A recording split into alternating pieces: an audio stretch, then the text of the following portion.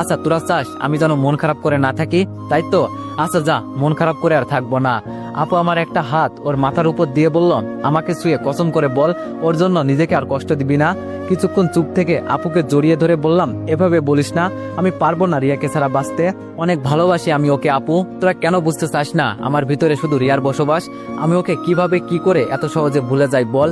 এত বছর পর তো আমি ওর জন্যই এখানে ফিরে আসছি, ওর জন্যই আমি প্রতিবার মরি, ওর জন্যই আমি প্রতিটা সময় বাঁচি। তুই কিভাবে বলিস ওকে আমি ভুলে যেতে পারবো না? আপু ওকে আমি ভুলে যেতে রে? আপু আমাকে ছেড়ে দিয়ে চোখ গরম করে বলল, তাহলে ওর জন্য তুই মর, ওর বিয়ে হয়ে যাবে তোর সামনে, এটাই তো তুই চাস তাই না? বন্যাকে উদ্দেশ্য করে বলল, তুমি এখানে দাঁড়িয়ে আছো কেন? ওকে কিছু বলবে না? বন্যা আমার দিকে তাকিয়ে বলল, কি বলবো ওকে আমি আপু? আমারও এখন নিজের কাছে খারাপ লাগছে। তুমি জানো আপু, আমি ইচ্ছা করলে রিয়াকে এখান থেকে তুলে নিয়ে যেতে পারি, কিন্তু তোমার ভাই বলে না, ওর যা ইচ্ছা তাই করুক। কিন্তু এখন কেন বলে আমি রিয়াকে ছাড়া বাঁচবো না? এটা জিজ্ঞেস করো ওকে। আমি হাসি দিয়ে বললাম, তোরা এখন এখান থেকে চলে যা, আমাকে একটু একা থাকতে দে। আমার কষ্ট আর তোরা কি বুঝবি? বুকের ভেতরটা যদি কেটে দেখাতে পারতাম তাহলে হয়তো ঠিকই বুঝতি। তবে হ্যাঁ, যাকে ভালোবাসি তাকে কেনই বা জোর করব? হয়তো সে আরেকজনকে বিয়ে করবে, করুক না সে, যদি দূর থেকে সুখী হতে পারে। আমি না হয় ওর সুখ দেখে একটু হলেও সুখে থাকবো। আপু আমার কাছে বসে আমার চোখের দিকে তাকিয়ে বলল, ভাই বোঝার চেষ্টা কর তুই। আম্মু এখানে এসে কিছুক্ষণ তোর এই অবস্থা দেখে কান্না করে গেছে, পরে কেউ সন্দেহ করার আগে আমি এখান থেকে পাঠিয়ে দিয়েছি। এখন যদি তুই এভাবে নিজেকে কষ্ট দিস তাহলে আমাদের কেমন লাগবে বল? যদি তোর কপালে রিয়া থাকে অবশ্যই আসবে, এখনো তো ওর বিয়ে হয় নাই। আমি যতটুকু সম্ভব চেষ্টা করব, তুই এসব চিন্তা করিস না। আমি বললাম, আপু আমি বুঝেছি তুই কি বলতে চাস, এখন একটু আমাকে একা থাকতে দে, আমার ভালো লাগছে না আর এইসব। আপু আমার কপালে হাত দিয়ে বলল, ঘুমিয়ে পড়, তাহলে একটু হলেও শরীর হালকা লাগবে। আর এত চিন্তা করিস না, আমি থাকতে তুই এভাবে কষ্ট পাবি, এটা তো হতে পারে না। আপু কিছুক্ষণ পর আমার পাশ থেকে চলে গেল, এখন শুধু বন্যা দাঁড়িয়ে আছে। আমি ওর দিকে তাকিয়ে বললাম, কিরে তুই যাস না কেন? নাকি তুইও আমাকে জ্ঞান দিয়ে যাবি কিছুক্ষণ? বন্যা আমার পাশে বসে আমার দিকে তাকিয়ে বলল, খুব কষ্ট হচ্ছে না তোর? আমি একটা মুচকি হাসি দিয়ে বললাম, এই তো অল্প একটুখানি কষ্ট হচ্ছে, তবে আস্তে আস্তে নিজেকে কন্ট্রোল করে নিব, তুই এখন যা। বন্যা দাঁড়িয়ে বলল, নিজের খেয়াল রাখিস, আর কাল পরশু বাবা মা আসতে পারে। আমি লাফ দিয়ে বিছানা থেকে উঠে বললাম, তুই আঙ্কেল আর আন্টিকে বলতে গেলি কেন? বন্যা বলল, চুপ কর বেয়াদব, তুই এভাবে আমার চোখের সামনে কষ্ট পেয়ে পেয়ে শেষ হয়ে যাবি, আর আমি কিনা সেটা দাঁড়িয়ে দাঁড়িয়ে দেখবো? তোর মনে হয় সবকিছু তছনছ করে ফেলবো? রিয়া কিভাবে সাইমনকে বিয়ে করে আমিও দেখতে চাই। ও শুধু তোর বউ হবে, আর অন্য কারো হবে সেটা তো জীবনেও আমি বেঁচে থাকতে হতে দিতে পারি না। এই বলে রিয়া রেগে চোখ গরম করে চলে গেল। আমি এটা জানি বন্যা অনেক ভালো একটা মেয়ে, আর ওকে আমি নিজের বোনের মতোই দেখি। আমি জানি ও আমাকে কখনো কষ্টে দেখতে চায় না, তবে আমি এসব কিছুই হতে দিব না। ওই কথাই আছে না, জোর করে আদায় করা যায় না কেন, ভালোবাসা আদায় করা যায় না। আমারও এখন উচিত রিয়ার পথ থেকে সরে দাঁড়ানো, হয়তো আমার এখন সেটাই করতে হবে। যদি কপালে থাকে তাহলে আপনা আপনি আসবে, যদি আমার জন্য রিয়ার মনের ভিতরে একটু হলেও ভালোবাসা থাকে তাহলে হয়তো আমার স্মরণ করবে। তবে আমি ওকে কখনোই জোর করব না, ওর ইচ্ছা মতো যদি ও বিয়ে করে আমি কখনোই ওকে বাধা দিব না। আমি জানি আঙ্কেল আর আন্টি এসে একটা ঝামেলা তৈরি করে দিবে যদি আমার এই অবস্থা দেখতে পারে, কিন্তু আমি সেটা কখনোই হতে দিব না। একটা সিগারেট ধরিয়ে জোরে জোরে টানতে লাগলাম, মাথাটা একটু হালকা করতে চেষ্টা করছি, কিন্তু কিছুতেই পারছি না। কেমন জানি মাথাটা ধরে গেছে মনে হচ্ছে। প্রতিটা ধোয়ার সাথে কষ্টগুলো দূর করে দিই, কিন্তু আজকে কোনোভাবেই পারছি না। আজকে মনে হচ্ছে জানো, সুখগুলো ধোয়ার সাথে দূর হয়ে যাচ্ছে আর কষ্টগুলো আমাকে চেপে ধরছে। এখন রাত বাজে প্রায় 12টার মতো। হাতে এক প্যাকেট সিগারেট নিয়ে ছাদের রেলিং ধরে উপরে বসে আছি। এখান থেকে নিচে তাকালে যে কেউ ভয়ে পড়ে যাবে, কিন্তু আমার ভিতরে এখন তেমন কোনো ভয় কাজ করছে না। মন বলছে এখান থেকে যত তাড়াতাড়ি মরতে পারি আমার জন্যই ভালো। কার জন্য এখন আর বেঁচে থাকবো? যাকে ভালোবাসি সে যদি অন্য কারো পাশে থাকে সেটা দেখে কি কখনো সহ্য করতে পারবো? এর চেয়ে মরে যাওয়াই অনেক ভালো। একটার পর একটা সিগারেট শেষ করে ফেলছি। জীবনে কত কষ্টই আসুক না কেন, এই সিগারেট সাথে থাকলে একটু হলেও নিজেকে হালকা লাগে। আশেপাশে সবকিছু একদম নীরব, চারিদিকে কোনো কথা নাই, সবকিছু একদম নিরিবিলি। মাঝে মাঝে কয়েকটা পাখির কিচিরমিচির আওয়াজ আসছে। আকাশে চাঁদের আলোয় তারাগুলো মিটমিট করে জ্বলছে। আজকে আমার ভিতরে যেন একটা নীরব পরিবেশ তৈরি হয়েছে। কে ওখানে? আচমকা পিছন থেকে এই আওয়াজ ভেসে আসলো। আমি পিছনে তাকিয়ে দেখি একটা মেয়ে দাঁড়িয়ে আছে, তবে কেমন জানি খুব চেনা চেনা লাগছে। চাঁদের আলোয় ওর মুখটা একদম জলজল করে জ্বলছে। একবার দেখেই বুঝে গেছি এটা যে রিয়া, একমাত্র ওকে এই চাঁদের আলোয় খুব সুন্দর মানায়। আমি এবার সামনে তাকিয়ে সিগারেট মুখে নিয়ে চুপ করে বসে আছি।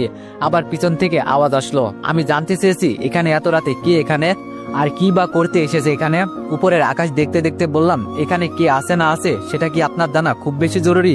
আমার কথা শুনে মনে হয় রিয়ার মন থেকে ভয় দূর হয়ে গেল।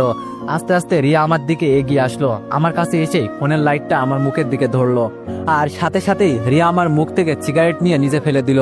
আমি ওর দিকে বিরক্ত নজরে তাকিয়ে বললাম, এই একটা জিনিসই ছিল আমার জীবনের সাথী, সেটাও নিচে ফেলে দিলে? আর কি চাও তুমি আমার কাছে? যদি বলো বুকের ভিতরে সবকিছু কেটে দিতে পারি, লাগবে তোমার? আমার কথা শুনে রিয়া কিছু বলল না, আমার হাত ধরে আমার সাথে উপরে বসলো। আমি তাড়াতাড়ি বলে উঠলাম, এই তুমি কি করছো? পড়ে যাবে তো, এখনই নিচে নামো বলছি। রিয়া আমার একটা হাত ধরে আমার মুখের দিকে তাকিয়ে বলল, নিজেকে এভাবে কষ্ট দিচ্ছ কেন? আমি রিয়ার কথা শুনে একটা হাসি দিলাম। সত্যি এখন বুক পেটে হাসি আসছে। যার জন্য এত কষ্ট পাচ্ছি সে আজ বলছে নিজেকে এত কষ্ট দিচ্ছ কেন। বিষয়টা আমার কাছে খুব হাস্যকর মনে হচ্ছে এখন। রিয়া আবার আমার দিকে তাকিয়ে বলল, কি হলো? আমি তোমাকে কিছু বলছি আর তুমি এভাবে হাসছোই বা কেন? আমি মন খারাপ করে বললাম, যার জন্য খাল কেটে কুমির আনলাম আর সেই বলছে খাল কেটে কুমির আনলে কেন? বিষয়টা কেমন দেখায় না? রিয়া আমার কথা শুনে কিছুক্ষণ আমার দিকে তাকিয়ে দেখলো। হঠাৎ করে রিয়া বলে উঠলো, তোমার পথ আর আমার পথ এখন অনেক আলাদা, তাই বলছি আমাকে ভুলে যাও। আমি তো তোমাকে আগেই বলছি এটা আমার নতুন জীবন। আমার চোখ ভালো হবার সাথে সাথে আমি অতীতে সবকিছু ভুলে গেছি, কিছু মনে নাই আমার অতীত সম্পর্কে। আমি বললাম, কাউকে মন থেকে ভালোবাসা কি অপরাধ? রিয়া বলল, হ্যাঁ হ্যাঁ অপরাধ। আমি বলছি না এখন তোমার পথ আর আমার পথ আলাদা হয়ে গেছে? আমার কাছে দীপু মৃত, এখন আমি অন্য কারোর হবু বউ। মন খারাপ করে বললাম, দোয়া করি তোমরা সুখী হও, তবে আমি তোমার কাছে কখনো ভালোবাসার অধিকার নিয়ে আসবো না, বা তোমাকে আমি কখনো জোর করব না। তবে শুধু এটুকু বলতে পারি, রিয়া অনেক অনেক ভালোবাসি তোমাকে, এতটা পরিমাণে ভালোবাসি তোমাকে বলে বোঝাতে পারবো না। তবে আমি এটা জানি তোমাকে আমি পাবো না, এরপরও তোমাকে আমি অনেক ভালোবাসি, আর আজীবন বেঁচেই যাব হয়তো দূর থেকে। রিয়া বলল, আমার হাত ছাড়ো।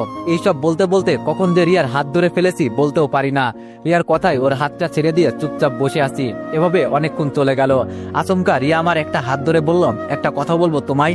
আমি ওর চোখের দিকে তাকিয়ে বললাম, তুমি কিছু বলবে আর তার অনুমতি নিতে হবে আমার কাছ থেকে? এটা কখনোই হয় না, তোমার ইচ্ছা হলে বলবে, না হলে বলবে না।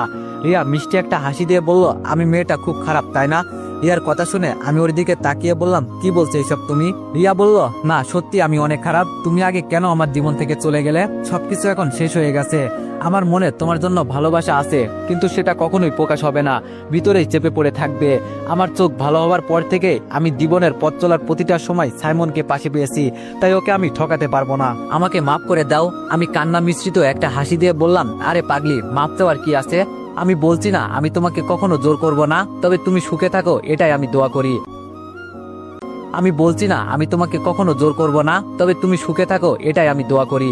রিয়া আমার চোখে ওর চোখ রেখে বলল, খুব ভালোবাসো না আমায়? আমি বললাম, ভালোবাসো না? এত কিছু করার পরও তুমি বলছো খুব ভালোবাসো না আমার? খুব আফসোস হয় আমার জানো, তুমি আমার ভালোবাসা বুঝলে না। রিয়া বলল, সরি, আমি ওভাবে বলতে চাইনি। আমি বললাম, আরে সমস্যা নেই, এখন খারাপ সময় যাচ্ছে আমার, বলবেই তো। রিয়া একটা হাসি দিয়ে বলল, তাহলে আজ থেকে আমরা ফ্রেন্ড? আমি ওর দিকে তাকিয়ে বললাম, যেটা তোমার ইচ্ছা। রিয়া বলল, তোমাকে একটা কথা বলি দীপু, আমার থেকেও বেটার একটা মেয়ের সাথে তোমার বিয়ে দিব, দেখে নিও। আমি বললাম, আমার জীবনে কাউকে লাগবে না, এখন আমি একা বাঁচা শিখে গেছি, তাই এখন আর আমার জীবনে কাউকে চাই না। রিয়া বলল, চুপ করো, আমি মনে মনে একটা সিদ্ধান্ত নিয়েছি, তুমি মানবে আমি বলবো বন্ধু হিসাবে কথাটা। মনে মনে চিন্তা করছি, আমাকে কাঁদিয়ে আবার আমার জন্য সিদ্ধান্ত নেওয়া হচ্ছে। রিয়া আমাকে গুতা দিয়ে বলল, আমি কি বললাম? আমি বললাম, বলো কি বলবে। রিয়া বলল, আমি চাই তুমি পাখিকে বিয়ে করো, ও অনেক ভালো একটা মেয়ে আর অনেকটাই পছন্দ করে বলতে পারো তোমাকে। আমি রিয়ার দিকে এক দৃষ্টিতে তাকিয়ে বললাম, আমার কাছে সবচেয়ে সেরা মেয়ে ছিলে তুমি, আর এখনো আছো। আমি এই মনে তোমাকে ছাড়া অন্য কাউকে জায়গা দিতে পারবো না।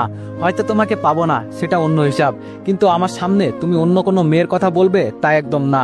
রিয়া মন খারাপ করে আমার দিকে তাকিয়ে আছে, কি বলবে হয়তো ভেবে পাচ্ছে না, শুধু আমার মুখের উপর তাকিয়ে আছে। রিয়াকে কিছু বলতে না দেখে আমি বলে উঠলাম, সাইমনকে খুব ভালোবাসো না? রিয়া আমার উপর থেকে নজর সরিয়ে বলল, এই প্রশ্নের উত্তরটা জানা কি খুব বেশি জরুরি? আমি বললাম, না, তোমার ইচ্ছা, যদি বলতে চাও বলবে, নইলে বেশি জোর করবো না তোমায়। আচ্ছা, এত রাতে এখানে এলে কেন তুমি? রিয়া বলল, আমার মন বলছিল তুমি এখানে আসো, কে জানি বারবার আমার কানের কাছে এসে বলছিল তুমি এখন এই ছাদে একা একা দাঁড়িয়ে আসো, তাই দেখতে এলাম, আর এসে দেখি সত্যি সত্যি তুমি এখানে। আমি বললাম, এটাকেই বলে হয়তো ভালোবাসার টান। হঠাৎ রিয়া বলে উঠলো, একটা কথা বলবো, রাখবে তুমি? আমি বললাম, রাখবো না কেন, অবশ্যই রাখবো। রিয়া বলল, তুমি এখন এখান থেকে চলে যাবে, আমি জানি তুমি এখানে থাকলে আমার এই বিয়ে কখনোই হবে না। আমি বললাম, কেন, ভয় হয় নাকি আমাকে? চিন্তা করো না, যদি জোর করে নিয়ে যেতাম তাহলে সেই কবেই তোমাকে তুলে নিয়ে যেতাম, কেউ বলতেও পারতো না। এখন নিজেকে সামলে নিয়েছি, হয়তো একটু মনের ভিতর কষ্ট হবে, তবে সেটাকে সামলে নিব। রিয়া আমার বুকের মাঝে হাত দিয়ে বললাম, তোমার ভিতরে কেমন জানি কাঁপাকাঁপির একটা শব্দ হচ্ছে। রিয়ার হাত ছড়িয়ে বললাম, তোমার সাথে এইসব কথাগুলো বলছি, খুব কষ্ট হচ্ছে আমার। যাকে বউ করার স্বপ্ন দেখেছি, আর কয়েকদিন পর সে অন্য কারো হবে, এর থেকে খারাপ আর কি লাগতে পারে। রিয়া আমার হাত ধরে নিচে নামিয়ে নিল। আমার মুখটা ওর কাছে টেনে নিয়ে ওর ঠোঁট আমার ঠোঁটে লাগিয়ে একটা লিপ কিস করলো। অনেকক্ষণ পর রিয়া আমাকে ছেড়ে আমার কাছ থেকে দূরে গিয়ে বলল, আজকের পর থেকে তোমাকে জানো এই বাসার ভিতরে দেখি না। তুমি মনে করেছো তুমি শুধু একাই আমাকে ভালোবাসো, আমি তোমাকে ভালোবাসি না? হ্যাঁ, তবে আজকে একটা কথা শোনো, আমি তোমাকে মন থেকে অনেক ভালোবাসি, কিন্তু তুমি আমার কাছে মৃত। আমাকে ভুলে যাও, এটাই তোমার জন্য বেটার হবে, আর আমাকে পাবার আশা কখনোই করবে না। হঠাৎ করে এমন কিছু হবে আমি জানতাম না। কিছুক্ষণ চুপচাপ থেকে বলে উঠলাম, আমি বলবো না তুমি আমাকে ভালোবাসো, শুধু এটুকুই জানতে চাই, আজও কি আমি তোমার কাছে অপরাধী যে আমাকে এখনো মাফ করতে পারোনি তুমি? রিয়া আমার কথার উত্তর দিয়ে বলল, আমার জীবনের প্রথম পুরুষ তুমি, যে আমাকে স্পর্শ করেছো।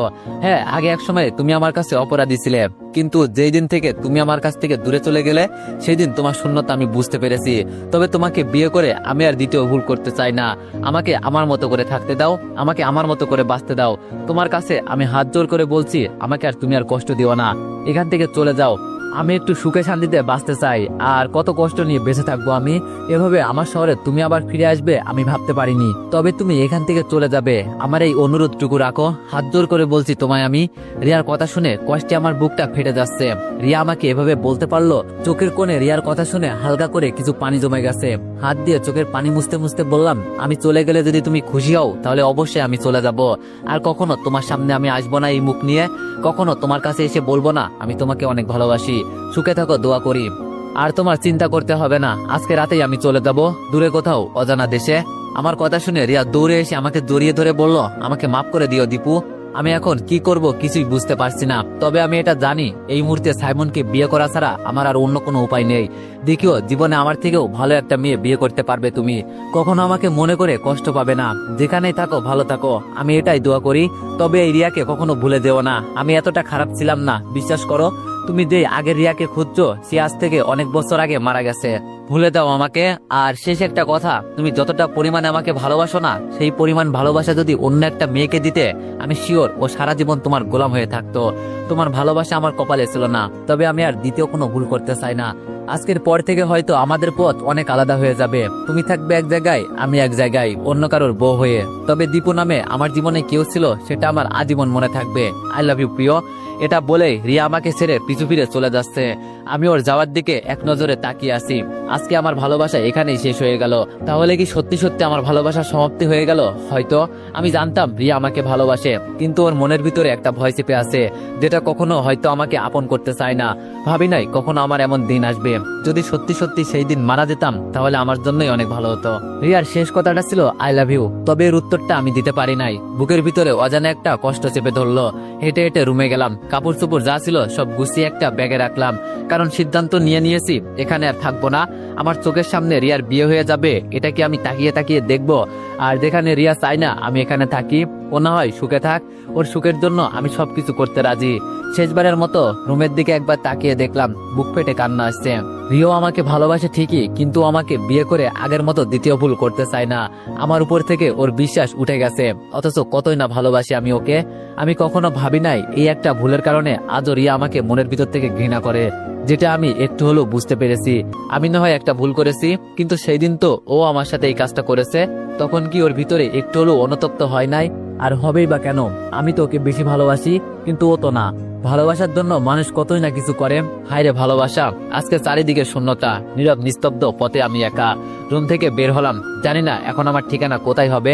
তবে আর আমাদের বাসায় যাব না, আর কাউকে এই মুখ আর দেখাবো না।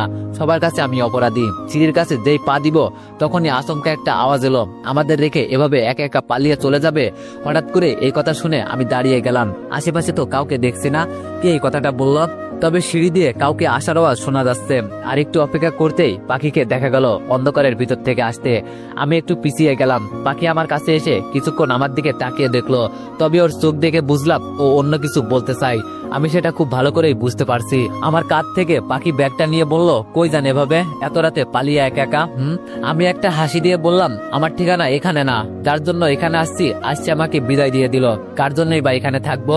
পাখি বলল, আমাকে কিছু বলতে হবে না, আমি আড়াল থেকে সব শুনেছি। আমি বললাম, তোমার বোনের পিছু করছিলে নাকি? পাখি বলল, আমি আজকে রাতে আপুকে ঘুমাতে দেখি নাই। জানালার ধারে দাঁড়িয়ে থেকে কি জানি চিন্তা করে একটু পর পর, কিন্তু হঠাৎ করে আমার রুমের সামনে কাউকে যেতে দেখলাম। বুঝে গেলাম যে এটা আপু, আর তখনই আপুর পিছু করলাম।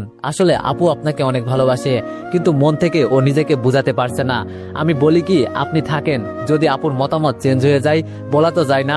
পাখির কথায় একটা হাসি দিয়ে বললাম, জীবনে অনেক ভুল করেছি, হয়তো রিয়ার বিয়ে হয়ে গেলে একটু কষ্ট পাবো, থাক না ও সুখে, আমার ভালোবাসা না হয় কুরবানি দিলাম। পাখি বলল, আপুর মাঝে কি এমন পেলেন যে এত ভালোবাসা আপুর জন্য? আমি বললাম, সেটা তুমি বুঝবে না, আর দোয়া করি তোমার জন্য ভালো কোনো একটা ছেলের সাথে বিয়ে হয়। পাখি বলল, আমি কি কোনো অপরাধ করছিলাম? পাখির মুখের উপর তাকিয়ে বললাম, আমার ভিতরে একমাত্র রিয়ার জন্য ভালোবাসা ছিল, আর আমার মতো বাজে ছেলের সাথে তোমার যায় না, ভালো কাউকে দেখে বিয়ে করে নিও। পাখি এবার কান্নার দৃষ্টিতে আমার দিকে তাকিয়ে বলল, সত্যি আপনি চলে যাবেন? আমি বললাম, চলে যাব, অজানা এক ঠিকানায়, যেটা আমার নিজেরও জানা নেই। পাখি বলল, আমার কথা মনে রাখবেন? আমি বললাম, আরে তোমার মুখটা কি ভুলে যাওয়ার মতো? আমি বলে যাচ্ছি, রিয়ার থেকেও ভালো বেটার কোনো স্বামী পাবে তুমি। পাখি বলল, আমাকে মাফ করেন, আমি আপনার জন্য কিছুই করতে পারি নাই। আমি বললাম, আরে এসব কথা বাদ দাও। গলা থেকে একটা চেন খুলে পাখির হাতে দিয়ে বললাম, রিয়াকে বিয়ের গিফট হিসাবে এটা দিও। এই চেনটা আমার আম্মুর খুব ফেভারিট ছিল, সাথে আমারও, এছাড়া আমার কাছে দেওয়ার মতো কোনো কিছু নাই। পাখি আমার হাতের চেনটা নিয়ে বলল, খুব কষ্ট হচ্ছে না আপনার আপুর জন্য? চোখের পানি লুকিয়ে বললাম, অনেক কষ্ট হচ্ছে, তবে সেটা দেখাতে পারছি না কাউকে। যাও বাসায় গিয়ে ঘুমাও, এত রাতে এখানে কেউ দেখলে তোমাকে সন্দেহ করবে। পাখি বলল, আরে আমার কথা ছাড়েন, এত রাতে আপনি কোথায় যাবেন এখন? পাখির হাত থেকে ব্যাগটা নিয়ে বললাম, জানি না এখন কোথায় যাব, তবে এখন দুচোখ যেখানে যায় সেখানেই যাব, ভালো থাকিও, আসি। এই বলে পিছন ফিরে হাঁটতে লাগলাম, আর পিছন থেকে পাখি আমাকে ডেকে যাচ্ছে, কিন্তু আমি সেই দিকে আর তাকালাম না। মায়ের বাড়িয়ে লাভ নেই, শেষবারের মতো যদি রিয়াকে একটু দেখতে পারতাম। ওই তো ওর রুমের দরজা খোলা আছে, কিন্তু আফসোস যেতে পারবো না, এখান থেকে যেতে অনেক কষ্ট হচ্ছে, কিছুতেই মন মানছে না রিয়ার কাছ থেকে দূরে সরে যাই। এত ভালোবাসার পরও আজকে আমি ব্যর্থ। রিয়াদের বাসা থেকে বেরিয়ে বাইরের 3 রাস্তার মোড়ে দাঁড়িয়ে আছি। আমি নিজেও জানি না এখন আমার ঠিকানা কোথায় হবে। কত আশা ছিল আমার আর রিয়ার একটা সুখের সংসার হবে, ছোট ছোট বাচ্চা হবে আমাদের। এভাবে যে সবকিছু নিমিশেই শেষ হয়ে যাবে সেটা কখনোই আশা করি নাই। এখন আমি আর কারো কাছে যাব না, নিজে একা যদি কিছু করতে পারি, আর কারো কাছে নিজেকে প্রকাশ করব না। দিন শেষে সবাই আমার সাথে বেইমানি করে, দিন শেষে সবাই কেন বারবার ঘুরে ফিরে আমার বুকের ভিতরে ছুরি দেয়? সত্যি আমি কি কোনো বড় অপরাধী? হয়তো অপরাধী দেখেই তো সবাই আমার সাথে এমন করে। এখন জীবনের শেষ মুহূর্তে এসে দাঁড়িয়ে আছি, আমি নিজেও জানি না এখন আমার ঠিকানা কোথায় হবে। যদিও বেঁচে থাকি, তবে এখন শুধু একজন জ্যান্ত মরা মানুষের মতো বেঁচে থাকবো। আস্তে আস্তে হেঁটে হেঁটে ছোট্ট একটা গলির ভিতরে ঢুকলাম। আমি জানি এইসব অলিগলিতে অনেক পোলাপান থাকে, যারা সুযোগ পেলেই মানুষের কাছে যা কিছু থাকে সব লুটে নিয়ে যায়, এমনকি মেরেও ফেলতে পারে। আমার ভিতরে এখন আর তেমন কোনো ভয় কাজ করছে না। আমি মরলে এখন কারোর কিছু আসে যায় না। তবে আমার শেষ একটা ইচ্ছা আছে, রিয়ার বিয়েটা নিজ চোখে লুকিয়ে থেকে আমি একটু দেখতে চাই। আমি দেখতে চাই ওর ভিতরে আমার জন্য একটু হলেও ভালোবাসা আছে নাকি। আমি জানি ও আমাকে ভালোবাসে, তাও আমি নিজ চোখে দেখতে চাই। গলির ভিতর দিয়ে অনেকটাই রাস্তা হেঁটে হেঁটে চলে আসছি, তবে এই রাস্তায় যেন কোনোভাবেই শেষ হচ্ছে না। আর কিছুটা সামনে যেতেই 5 জন ছেলে এসে আমাকে ঘিরে ধরলো, যেটা দেখে আমি মনে মনে একটু খুশি হয়েছি। ওরা যদি আমার কাছে কিছু না পায় তাহলে আমাকে মেরে ফেলতে পারে, আর আমি তো সেটাই চাই। এখন বর্তমানে আমার কাছে তেমন কিছু এমনিতেই নাই। একটা ছেলে আমার দিকে পিস্তল তাক করে বলল, পকেটে যা আছে সব দিয়ে দে।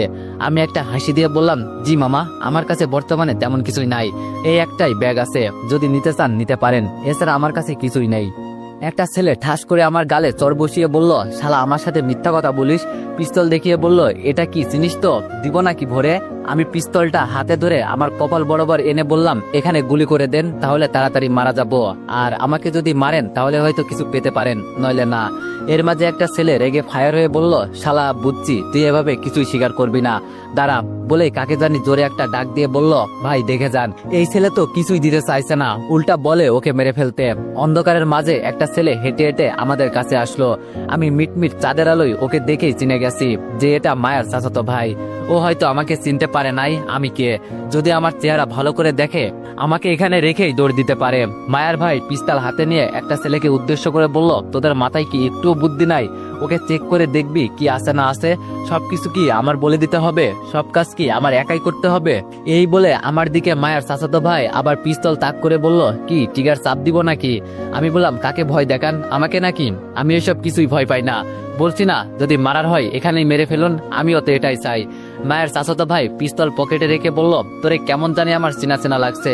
এই বলে ফোনের লাইট অন করে আমার দিকে ধরলো আর জোরেই বলে উঠলো, এই তোদের মাথায় কি একটুও বুদ্ধি নাই?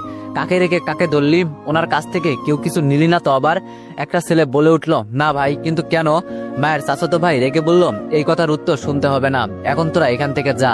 আমাকে দেখিয়ে বলল, একে সামনে দেখলেই সালাম দিবি, এখন তোরা সবাই যা। এটা বলতেই সবগুলো ছেলে চলে গেল। মায়ের ভাই দুই হাত জোর করে বলল, বস আমাকে মাফ করে দেন, আমি জানতাম না এটা আপনি হবেন। আমি মন খারাপ করে বললাম, তুমি কেন এখানে আসলে? আমি তো এখানে মরতে এসেছি। মায়ের ভাই আমার দিকে তাকিয়ে বলল, আপনার মাথা খারাপ হয়ে গেছে বস, কি সব কথা বলছেন আপনি? আমি বললাম, আমার মাথা খারাপ হয়ে গেছে, সেটা তুমি বুঝবে না। তো এখন বলো তুমি এখানে কি এইসব করে বেড়াও? মায়ের চাচাতো ভাই মাথা নিচু করে বলল, সরি বস, আমার এইসব অভ্যাসে পরিণত হয়ে গেছে, কি করব বলেন? আমি বললাম, পেটের দায়ে আর যাই করো না কেন, মানুষ খুন করো না। আর তুমি তো সব দিক দিয়ে পারফেক্ট আছো, তুমি কেন এইসব করবে? তোমাকে এটা মানায় না।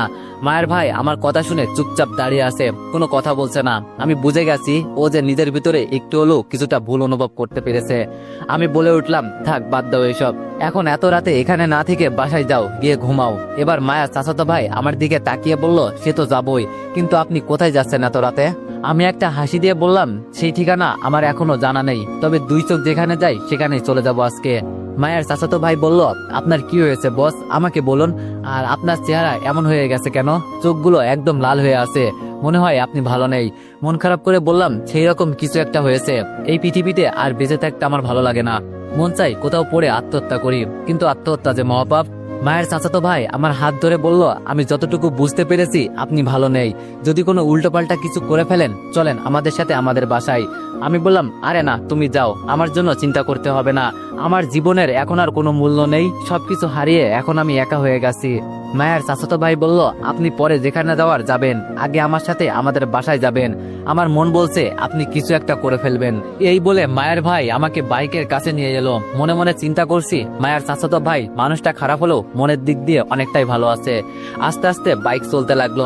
এখন যে আমি কি করব আমার কোনো কিছুই জানা নেই, সবকিছু এখন আমার চিন্তা ভাবনার বাইরে চলে গেছে। তবে এখন শুধু এটুকু জানি, শেষবারের মতো রিয়ার বিয়েটা দেখে মরতে পারলেই শান্তি। তো সবকিছু এখন আমার চিন্তা ভাবনার বাইরে চলে গেছে, তবে এখন শুধু এটুকু জানি, শেষবারের মতো রিয়ার বিয়েটা দেখে মরতে পারলেই শান্তি। কিছুক্ষণ পরে একটা বাসার সামনে এসে বাইক থামলো। মায়ের চাচাতো ভাই যেতে যেতে বলল, আসেন আমার সাথে। আমি দাঁড়িয়ে দাঁড়িয়ে তাকিয়ে বোঝার চেষ্টা করছি এখন বর্তমানে কোথায় আছি, কিন্তু এই জায়গাটাকে চিনতে পারছি না। কলিং বেল বাজাতেই কিছুক্ষণ পর মায়া ঘুম ঘুম চোখে দরজা খুলে দিল। সামনে আর আমাদের দিকে না তাকিয়ে পিছন ফিরে হেঁটে যেতে যেতে বলল, ফাইম ভাইয়া, আজকে কেন এত দেরি করলে? কতদিন তোমাকে বলছি এত রাত করে বাসায় আসবে না, মা বাবা আমাকে বকা দেয় যেন রুমের দরজা খুলে না দিই, কিন্তু তুমি তো শোনো না। ফাহিম তাড়াতাড়ি মায়াকে ডেকে বলে উঠলো, আরে কই যাস, দেখে তো যা আমাদের বাসায় কে এসেছে। মায়া চোখ কসলাতে কসলাতে আমার দিকে তাকাতে মায়ের ঘুম যেন এক নিমিষেই উড়ে গেল। মায়া আমার কাছে এসে জিজ্ঞেস করলো, আরে ভাইয়া আপনি এখানে এতদিন পর, তাহলে আমার কথা মনে হয়েছে? ব্যাগটা নিচে রেখে মায়ের দিকে তাকিয়ে বললাম, ভাগ্যে হয়তো লেখা ছিল আজকে এখানে আসবো, তাই তোমার সাথে দেখা হয়েছে। তো এখন বলো কেমন আছো তুমি? মায়া বলল, এই তো ভাইয়া আলহামদুলিল্লাহ ভালো আছি, তবে আপনাকে কেমন কেমন জানি লাগছে, চোখগুলো এভাবে ফুলে গেছে কেন? মায়া চাচাতো ভাই ফাহিম বলে উঠলো, জানিস মায়া, ভাইয়ার দিক কি হয়েছে আমি নিজেও জানি না, তবে কেন উনি এইভাবে মরতে চাই আর কি বা হয়েছে ওনার জিজ্ঞেস কর, আমি না থাকলে আজকে হয়তো দীপু ভাইয়া মারা যেত। মায়া আমার হাত ধরে বলল, ভাইয়া আপনার কি হয়েছে সত্যি করে বলুন, কেউ তো আবার আপনাকে কিছু বলে নাই? এর মাঝে মায়ার বাবা মা নিচে নামলো। মায়া আমাকে পরিচয় করিয়ে দিয়ে বলল, বাবা এ হলো সেই দিনের ভাইয়া যাকে আমি বাঁচিয়েছিলাম। মায়ার বাবা আমার দিকে তাকিয়ে বলল, কি বলে যে তোমাকে ধন্যবাদ দিব বলার বাইরে। সেই দিন তুমি যদি টাকা, আমি মায়ার বাবাকে থামিয়ে দিয়ে বললাম, আঙ্কেল এভাবে বলবেন না, মায়া আমার ছোট বোনের মতো, তাই কোনো ধন্যবাদ দিতে হবে না।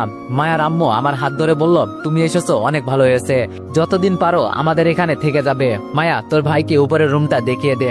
আমি মাথা নিচু করে বললাম, না আন্টি লাগবে না, আমি চলে যাব, আসলে এক জায়গায় যাওয়ার ছিল আমার। পরে ফাহিমের সাথে হঠাৎ দেখা। ফাহিম আমার হাত ধরে বলল, ভাইয়া মিথ্যা কথা একদম বলবেন না, আমি জানি আপনি কি করতে চলছেন, বলবো নাকি? মায়া চুপচাপ আমার ব্যাগটা হাতে তুলে নিল, আমার দিকে তাকিয়ে ইশারা করে বুঝিয়ে দিল আমার পিছনে আসেন, নইলে কিন্তু অবস্থা একদম খারাপ হয়ে যাবে। মায়ার পিছনে উপরে উঠতে উঠতে বললাম, মায়া আমি এখন সবার থেকে আলাদা হয়ে গেছি, আমাকে একা ছেড়ে দাও, তাহলে আমি খুশি হব। আমার জীবনে যা কিছু ছিল সব হারিয়ে ফেলেছি আমি, এখন আমার ঠিকানা যে কোথায় হবে সেটা আমি নিজেও জানি না। মায়া বললাম, এত কথা বলেন কেন? আর মরে গেলে কি সবকিছু সমাধান হয়ে যাবে? হ্যাঁ, বেঁচে থেকে আপনিও দেখিয়ে দিবেন আপনিও কারো থেকে কম না। আমি বললাম, মানুষের উপর থেকে বিশ্বাস কখন উঠে যায় জানো মায়া? যখন দেখে তার পাশে কেউ নেই, কাছের মানুষ যখন বেইমানি করে। মায়া আমাকে রুমে ঢুকিয়ে দিয়ে বলল, এখন অনেক রাত হয়ে গেছে, ঘুমিয়ে পড়েন, সকালে সব কথা শুনবো, কেমন? আমি বললাম, মায়া একটা কথা শুনবে? মায়া আমার দিকে তাকিয়ে বলল, বলেন ভাইয়া। আমি বললাম, তোমার ফোনটা দিবে একটু, আমার ফোনটা নষ্ট হয়ে গেছে। মায়া বলল, ফোন নেবেন ঠিক আছে, কিন্তু টাকা কম, 5 টাকার বদলে 500 টাকা রিচার্জ করে দিতে হবে। আমি একটা হাসি দিয়ে বললাম, এখনো কিপটামি গেল না তোমার? মায়া মুখ বাঁকা করে বলল, কিপটামি আমি করছি? হ্যাঁ, আমি কি টাকা ইনকাম করতে পারি, তাই তো একটু কিপটামি করতে হয়, বুঝলেন? আমি বললাম, বুঝছি, আচ্ছা মায়া তাহলে তুমি যাও, তোমাকে এত রাতে বিরক্ত করার জন্য আমি অনেক অনেক সরি। মায়া বলল, আরে সরি বলতে হবে না, আপনি এখানে এসেছেন কতটা যে খুশি হয়েছি বলার বাইরে। হঠাৎ আবার একটা কথা মনে হলো, তাই মায়াকে আবার প্রশ্ন করলাম, মায়া। মায়া আমার কথা শুনে দাঁড়িয়ে বলল, আবার কি হয়েছে বলেন? আমি বললাম, ফাহিম কি তোমার বাসায় থাকে নাকি? মায়া বলল, ফাহিম ভাইয়া এখানেই থাকে, ছোট থাকতে ভাইয়ার বাবা মারা যায়, আর এরপরে চাচি আরেকজনের সাথে পালিয়ে চলে যায়, কই যে আছে চাচি এখন আজ পর্যন্ত আমরা জানতে পারলাম না। আমি মায়ের কথা শুনে বললাম, মায়ের মতো আপন কেউ হয় না, আর সেই মা যদি সন্তান রেখে চলে যায় এর মতো কষ্ট আর নেই। তবে ফাহিম ভালো আছে মনের দিক থেকে, শুধু সঙ্গ দেশে এমন হয়েছে। মায়া বলল, আচ্ছা তাহলে আপনি থাকেন, সকালে কথা হবে। মায়া আমাকে বিদায় জানিয়ে চলে গেল। আসলে একটা জিনিস ভেবে আমি অবাক হচ্ছি, আগে যখন তানিয়া আমাকে মেরে রাস্তায় ফেলে রেখে গিয়েছিল তখন এই মায়াই আমাকে বাঁচিয়েছিল, আর আজকে ওর চাচাতো ভাই। সত্যি ওদের আমি কি বলে যে ধন্যবাদ দিব বলার বাইরে। বিছানার উপর শরীর হেলান দিয়ে শুয়ে আছি, শরীর থেকে এখনো ঘাম ঝরছে, নিজের উপর আমার এখন নিজেরই ঘৃণা হচ্ছে। একটা মেয়ের জন্য আমি এত কিছু করছি, তাও আমি ওর ভালোবাসা পেলাম না। মনকে অনেক মানাতে চেষ্টা করছি, কিন্তু কোনোভাবেই যেন পারি না। এখন আমার মন বলছে রিয়াকে আমি পাবো, এটা জানার পরও যে ওর বিয়ে অন্য কারোর সাথে হয়ে যাবে, তারপরও এমন কিছু আমি আশা করি। মায়ের ফোনটা হাতে নিলাম বন্যার বাবাকে কল দিব বলে, কিন্তু লন্ডনের নাম্বার আর এখানকার নাম্বার অনেকটাই আলাদা। আপুর নম্বরে শুধু একটাই মেসেজ করলাম, আমি কোথায় বা কই আছি আমাকে খোঁজার চেষ্টা করবি না, আমি এখন সবার চোখে অনেক বড় অপরাধী হয়ে গেছি। তবে আপু আমি দূরে যেতে চাই না, কিন্তু কি করব বল, রিয়া আমাকে বলেছে আমি যেন এখান থেকে চলে যাই। মনকে মানাতে পারি না আপু, যখন প্রিয় মানুষ এই কথা বলে। আপু আরেকটা কথা, বন্যার বাবা আর মাকে বলিস আমার জন্য ঝামেলা করতে হবে না, কয়েকদিন আমাদের বাসায় থেকে চলে যেতে বলবি, আর বলিস আমি কোনো একদিন লন্ডনে ওদের কাছে ফিরে যাব। আমার চিন্তা কখনো করবি না তোরা, আগে যেমন আমি তোদের কাছে মৃত ছিলাম এখনো মৃত আছি এটা মনে করিস। কাছের মানুষকে ভুলে যাওয়া যে কতটা কষ্টের সেটা আমি জানি। আবার যদি আমি নতুন করে জীবন ফিরে পাই না আপু, তখন আমি এই রিয়াকেই চাইবো। আমাকে ভুলে যাস না আপু, ভালো থাকিস, দোয়া করি। মেসেজটা করে বিছানার এক পাশে ফোনটা রাখলাম, চোখের পানি যেন কোনো মতেই বন্ধ হতে চায় না। আমি আর রিয়ার কথা চিন্তা করব না, একা একা এখন বাঁচা শিখতে হবে, কারণ সামনে আমার অনেক দূর পথ অতিক্রম করতে হবে। সকালে ফজরের আজানে আমার ঘুম ভেঙে গেল। রুম থেকে বেরিয়ে হেঁটে হেঁটে ছাদের এক কোনায় দাঁড়িয়ে আছি। এই শেষ রাতের বাতাসটাই যেন অন্যরকম, মন প্রাণ সবকিছু যেন এক নিমিষে শীতল হাওয়ার মতো ঠান্ডা হয়ে যায়। এখানে দাঁড়িয়ে দাঁড়িয়ে কি করা হচ্ছে? পিছনে তাকিয়ে দেখি মায়া। আমি সামনে তাকিয়ে বললাম, ঘুমাও নাই নাকি মায়া? মায়া বললাম, ঘুমিয়েছিলাম, কিন্তু কিছু একটার আওয়াজ শুনে ঘুম ভেঙে গেল, হয়তো তোমার পায়ের জুতার আওয়াজ শুনে। আমি বললাম, সকালের আবহাওয়াটা খুব সুন্দর না? মায়া একটা হাসি দিয়ে বললাম, আমার কাছে অনেক ভালো লাগে, মাঝে মাঝে আমি এখানে আসি তো শেষ রাতের হাওয়া খেতে। নিস্তব্ধ আকাশে সাথে মায়া দাঁড়িয়ে আছে, ঠান্ডা বাতাসে কনকনে শীতল হাওয়া, আশেপাশে পরিবেশ নীরব। শেষ রাতে এই সময়ে এই মুহূর্তে রিয়াকে আমার পাশে দরকার ছিল। যখনই এমন পরিবেশে থাকি তখনই রিয়ার কথা মনে পড়ে যায়। সিগারেটের প্যাকেট সাথে নিয়ে এসেছি, যখনই রিয়ার কথা আমার মনে পড়ে তখনই সিগারেট জ্বালিয়ে রিয়ার কথা মন থেকে দূর করার চেষ্টা করি। মায়ের সামনে সিগারেটের আগুন জ্বালাতেই মায়া আমার হাত থেকে সিগারেটের প্যাকেট নিয়ে বলল, তোমার মাথা খারাপ হয়ে গেছে? এই সকালে সুন্দর একটা পরিবেশে তুমি সিগারেট খাবে, তাও আবার আমার সামনে? আগে যখন তোমার সাথে আমার দেখা হয়েছিল তখন তো তুমি এমন ছিলে না, হঠাৎ করে কি এমন হয়েছে তোমার? কেমন জানি অনেকটাই চেঞ্জ হয়ে গেছো। কি হয়েছে ভাই তোমার? আমি না তোমার ছোট বোনের মতো, আমাকে বলবে না কি হয়েছে? আমি একটা হাসি দিয়ে বললাম, কি শুনবে তুমি? জানো মায়া, যার জন্য এত কিছু করলাম, যার জন্য এই দেশে আসলাম, সে আজ রাতে আমাকে বিদায় দিয়ে দিয়েছে। তার জীবনে আমাকে আর দরকার নেই। থাক না ও সুখে, আমি কেন ওর পথের কাটা হয়ে দাঁড়াবো? মায়া আনমনে আমার দিকে তাকিয়ে আছে, আমার একটা হাত ধরে বলল, কি হয়েছে আমাকে একটু বুঝিয়ে বলবে? আমি বললাম তাহলে শোনো। যতটুকু সম্ভব মায়াকে খুলে বললাম। সব শুনে মায়া বলল, এভাবে ফিরে আসাটা তোমার উচিত হয় নাই। হতে পারে ও রাগ করে এসব বলছে, তাই বলে তুমি ফিরে আসবে? আমি বললাম, এছাড়া আমার কাছে তো কোনো পথ খোলা ছিল না, তবে শেষ একটা ইচ্ছা আছে, রিয়ার বিয়েটা শুধু কাছ থেকে দেখবো। মায়া বলল, যদি কেউ চিনে ফেলে তোমাকে? আমি বললাম, আরে না, চিনবে না, ছদ্মবেশে রূপ ধারণ করবো। মায়া বলল, নিজের গার্লফ্রেন্ডের বিয়ে কাছ থেকে দেখে সহ্য করতে পারবেন ভাইয়া? আমি বললাম, এখন আর কোনো কষ্টই আমার কাছে কষ্ট মনে হয় না, এখন নিজেকে তৈরি করে নিয়েছি। আমার কথা ছাড়ো তো, বলো মায়া, তোমার খবর কি? মায়া বলল, এই তো ভাইয়া, আগের মতোই চলছে কোনো রকম। আমি বললাম, আজকে সকালে ব্যাংকে যেতে হবে মায়া।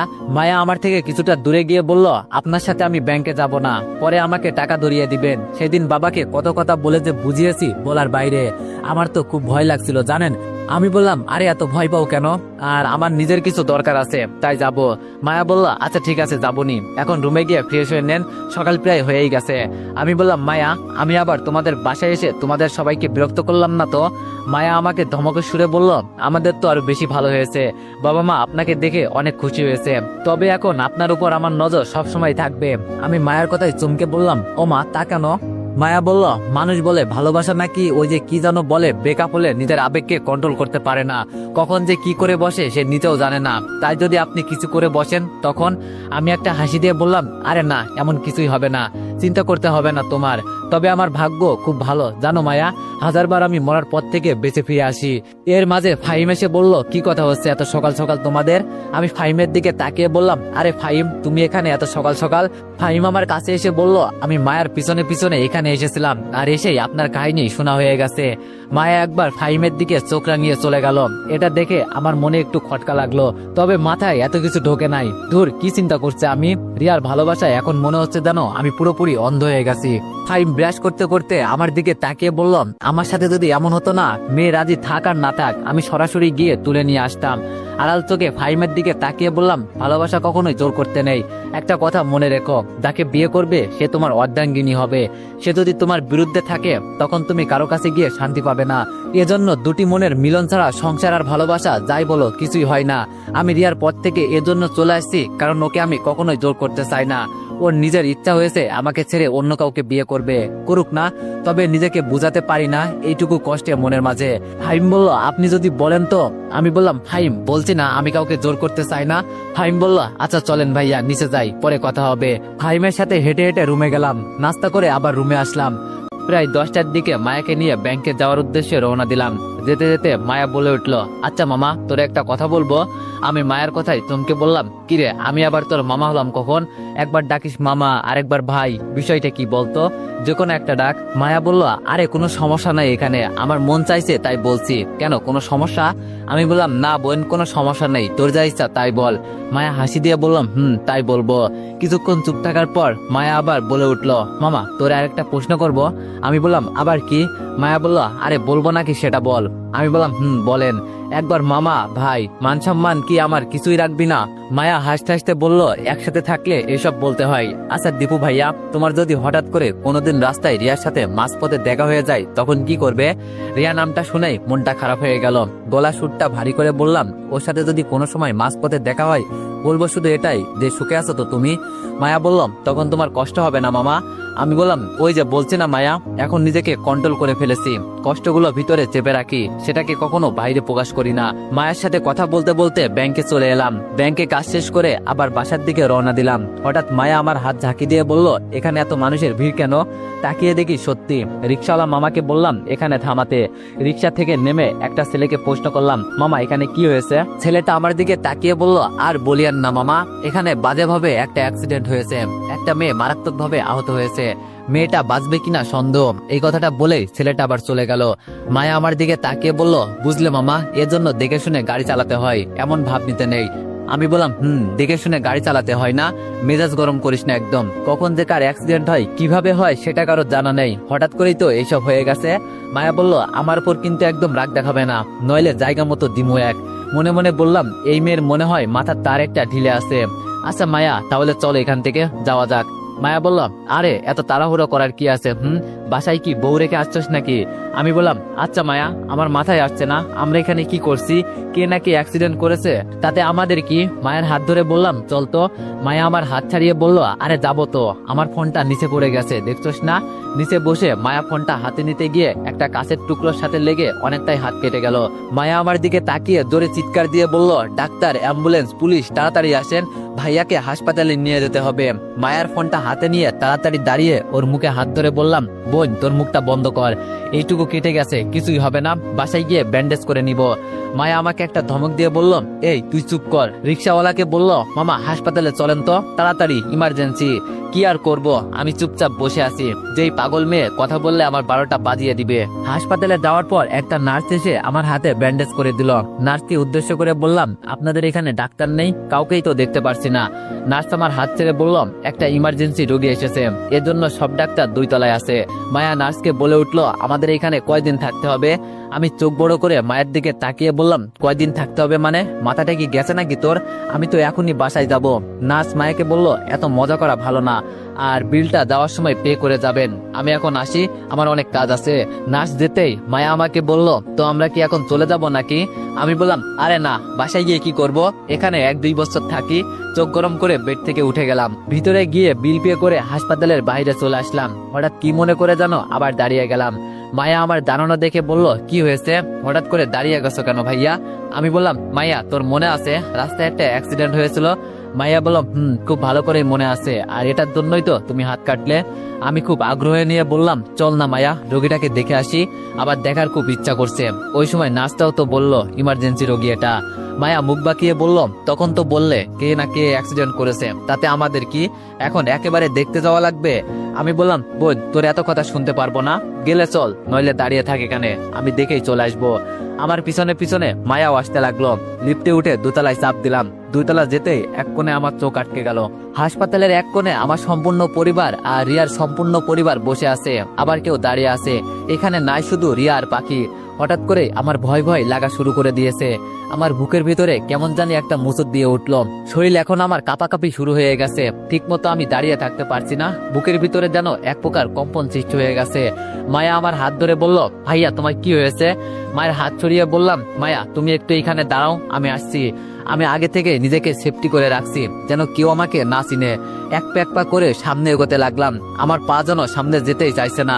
যত কাছে যাচ্ছি ততই যেন বুকের ভিতরে ভয়টা বেড়ে উঠছে।